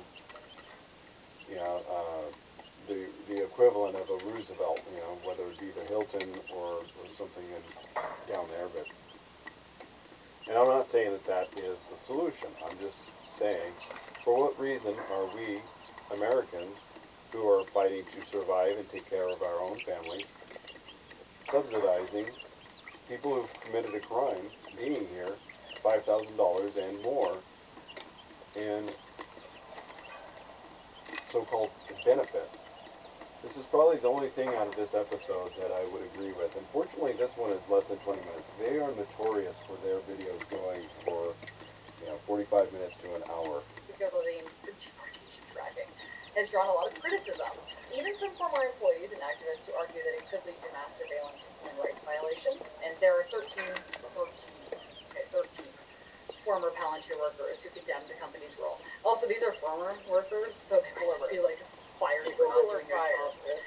that are concerned about the company's role in supporting Trump's immigration policies, citing violations of its founding principles. Which are probably I'm clutching them so tightly. I know. So like the U.S. has a right to enforce laws. Like don't come at me. You know what I want to see? I want to see the government shut down the NSA and replace it with Palantir. The NSA has no business existing. Yeah, I think Palantir. I mean, but keep in mind, Malcolm, that the big data centers, like a lot of what NSA just does is raw data collection, which is useful. Palantir uses that data. So I think keep No, NSA employees have repeatedly been shown to violate the interests of the American citizens. They're so you're just saying have Palantir do what the NSA does? Yeah, take over all those data centers. Okay, They have people doing like searches on like former girlfriends and stuff like that. They've been caught with this. They have people, as I said recently, all of this being trans propaganda and like a trans cult there that's been enforcing its message on everyone. And I've heard no story like this from Palantir employees.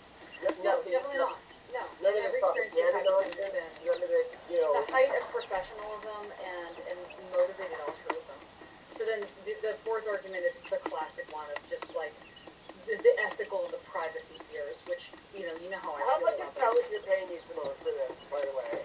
Not enough. How much are we getting from Massage? Is it just not enough? I think I did find a Palantir apologist on YouTube, and I'm like, are you being paid? I'm like, what's up with you? But he just actually seemed, I think he was more of a stock enthusiast, and we can get to that too. Oh yeah, the Palantir stock thing. Yeah. Well, yeah, Palantir stock has surged over 70% in 2025, driven by these contracts with the Trump administration's priorities. So it's the S&P 500's second best performer. Yeah, I think it's going to have some stance because of that, and I don't think, kind of they are being paid because, their stock has gone way up if they were earlier holders. It's on that front, its valuation is too high. It's 200 times forward earnings at its current valuation. That's not a sustainable price. Like I think it's way overvalued because of all this. And like to your point, right, with stocks, once something becomes pervasively discussed and people think it's a good asset, like it should be dead to you. You should have sold it already. That is not when it's interesting. You want things that don't look interesting to anyone and they're undervalued. Anyway, though, so back to the ethical and privacy risks. Sorry, I do agree with that assessment of stock analysis. To build a police state infrastructure, especially given that it can process biometric data, social media activity, other personal information, and just combine it all together to create these amazing different profiles. But to J.D. Vance's argument, like I said earlier, this is already happening. From companies. Yeah, I'm sorry, do you want the police state to be run by China and private corporations, or do you want, some degree of accountability within it? I don't want a police state. And I strongly encourage each of you to develop cooperatives, meaning, I'm old, you may not be familiar with it. It took me a long time to understand what a cooperative was because it even predated me. On the drive to my grandparents, who lived about 15, 20 miles away from where I live, there was a big sign along the way that said co-op. And I would ask my parents to explain to me what that meant.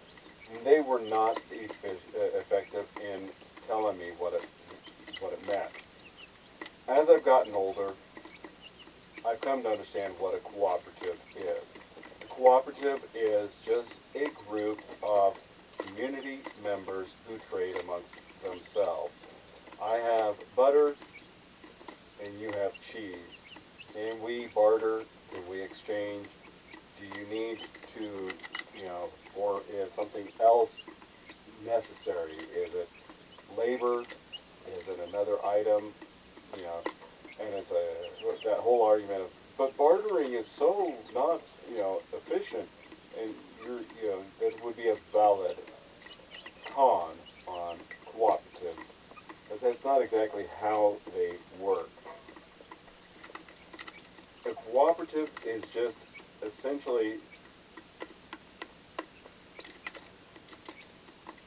think of your local farmer's market where the vendors get together and peddle their wares, whether it's flowers or meats or leather works. but then magnify it on a scale of items that are actually needed. Dishes, cabinetry, flooring, the food references about butter and cheese, soap, and so on. Mending, textiles, making clothing, other materials, upholstery, automotive. I mean, the list goes on and on. So the more expansive your cooperative of the community, the more likely you are to interact with people who have things that are willing to be traded with. And it's not a direct, oh, you need a lube job for your truck. Well, I need somebody to drive my great-grandmother to the hospital 3 days a week for the next 2 months. It's not quite that. You still use money to purchase these goods, so that makes the bartering less of a hindrance, and the monetary exchange the means of transaction. But that does require a sound currency. And whether the dollar remains that sound currency, we shall see as a nation, as a community, as a planet. Remember, it's just been a year since the petrodollar was not renewed. So, the world hasn't ended, but it certainly has been sparking up. Yeah, people argue that they're worried of the lack of transparency potential for algorithmic bias or data breaches. And Palantir versus NSA in China. Yeah, and I'm sorry, you're probably the same people who freaked out when TikTok. Oh, and the reason I bring up cooperatives is a cooperative being on a community level takes away the incentive to need and or put your information out there to these Amazons, to these Googles, to these TikToks, whatever. You may not get away from them 100%, but the more you trade locally, the more you interact locally, the less power these entities, organizations, corporations are going to have. It's not going to be easy, ladies and gentlemen. It's going to require you to do something of value, to create something of value, whether it is a marketable skill, whether it is just, a strong back. It doesn't matter. The responsibility is on each of us to master skills that others would find value and be willing to trade in such a manner that each of us is able to obtain, maintain, and cultivate a property that provides for us. You grow strawberries, I grow tangerines, and together we trade them back and forth, and right now you're watching the chickens climbing up the ladder to the mezzanine. And it doesn't take a rocket scientist to figure out, number one, what I'm working on, and most likely number two, where I got my inspiration from. So, you may not, you might find that to be difficult or unobtainable.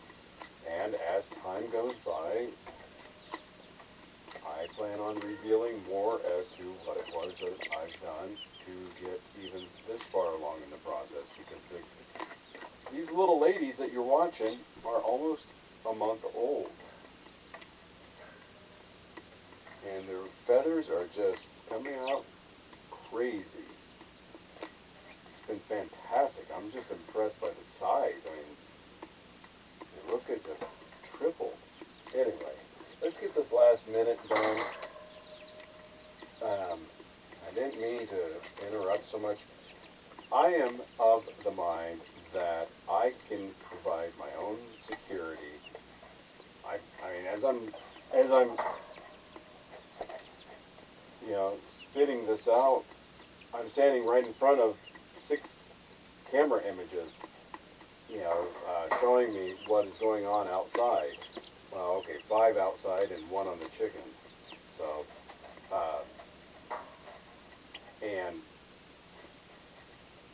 that's not the only way that I maintain my my security. And most of you are probably in the same boat, that you do things that keep your skills proficient. And anyway, without getting into it, I'm a big advocate that one must be capable of protecting themselves, their family, their property, and the things that they value on that property.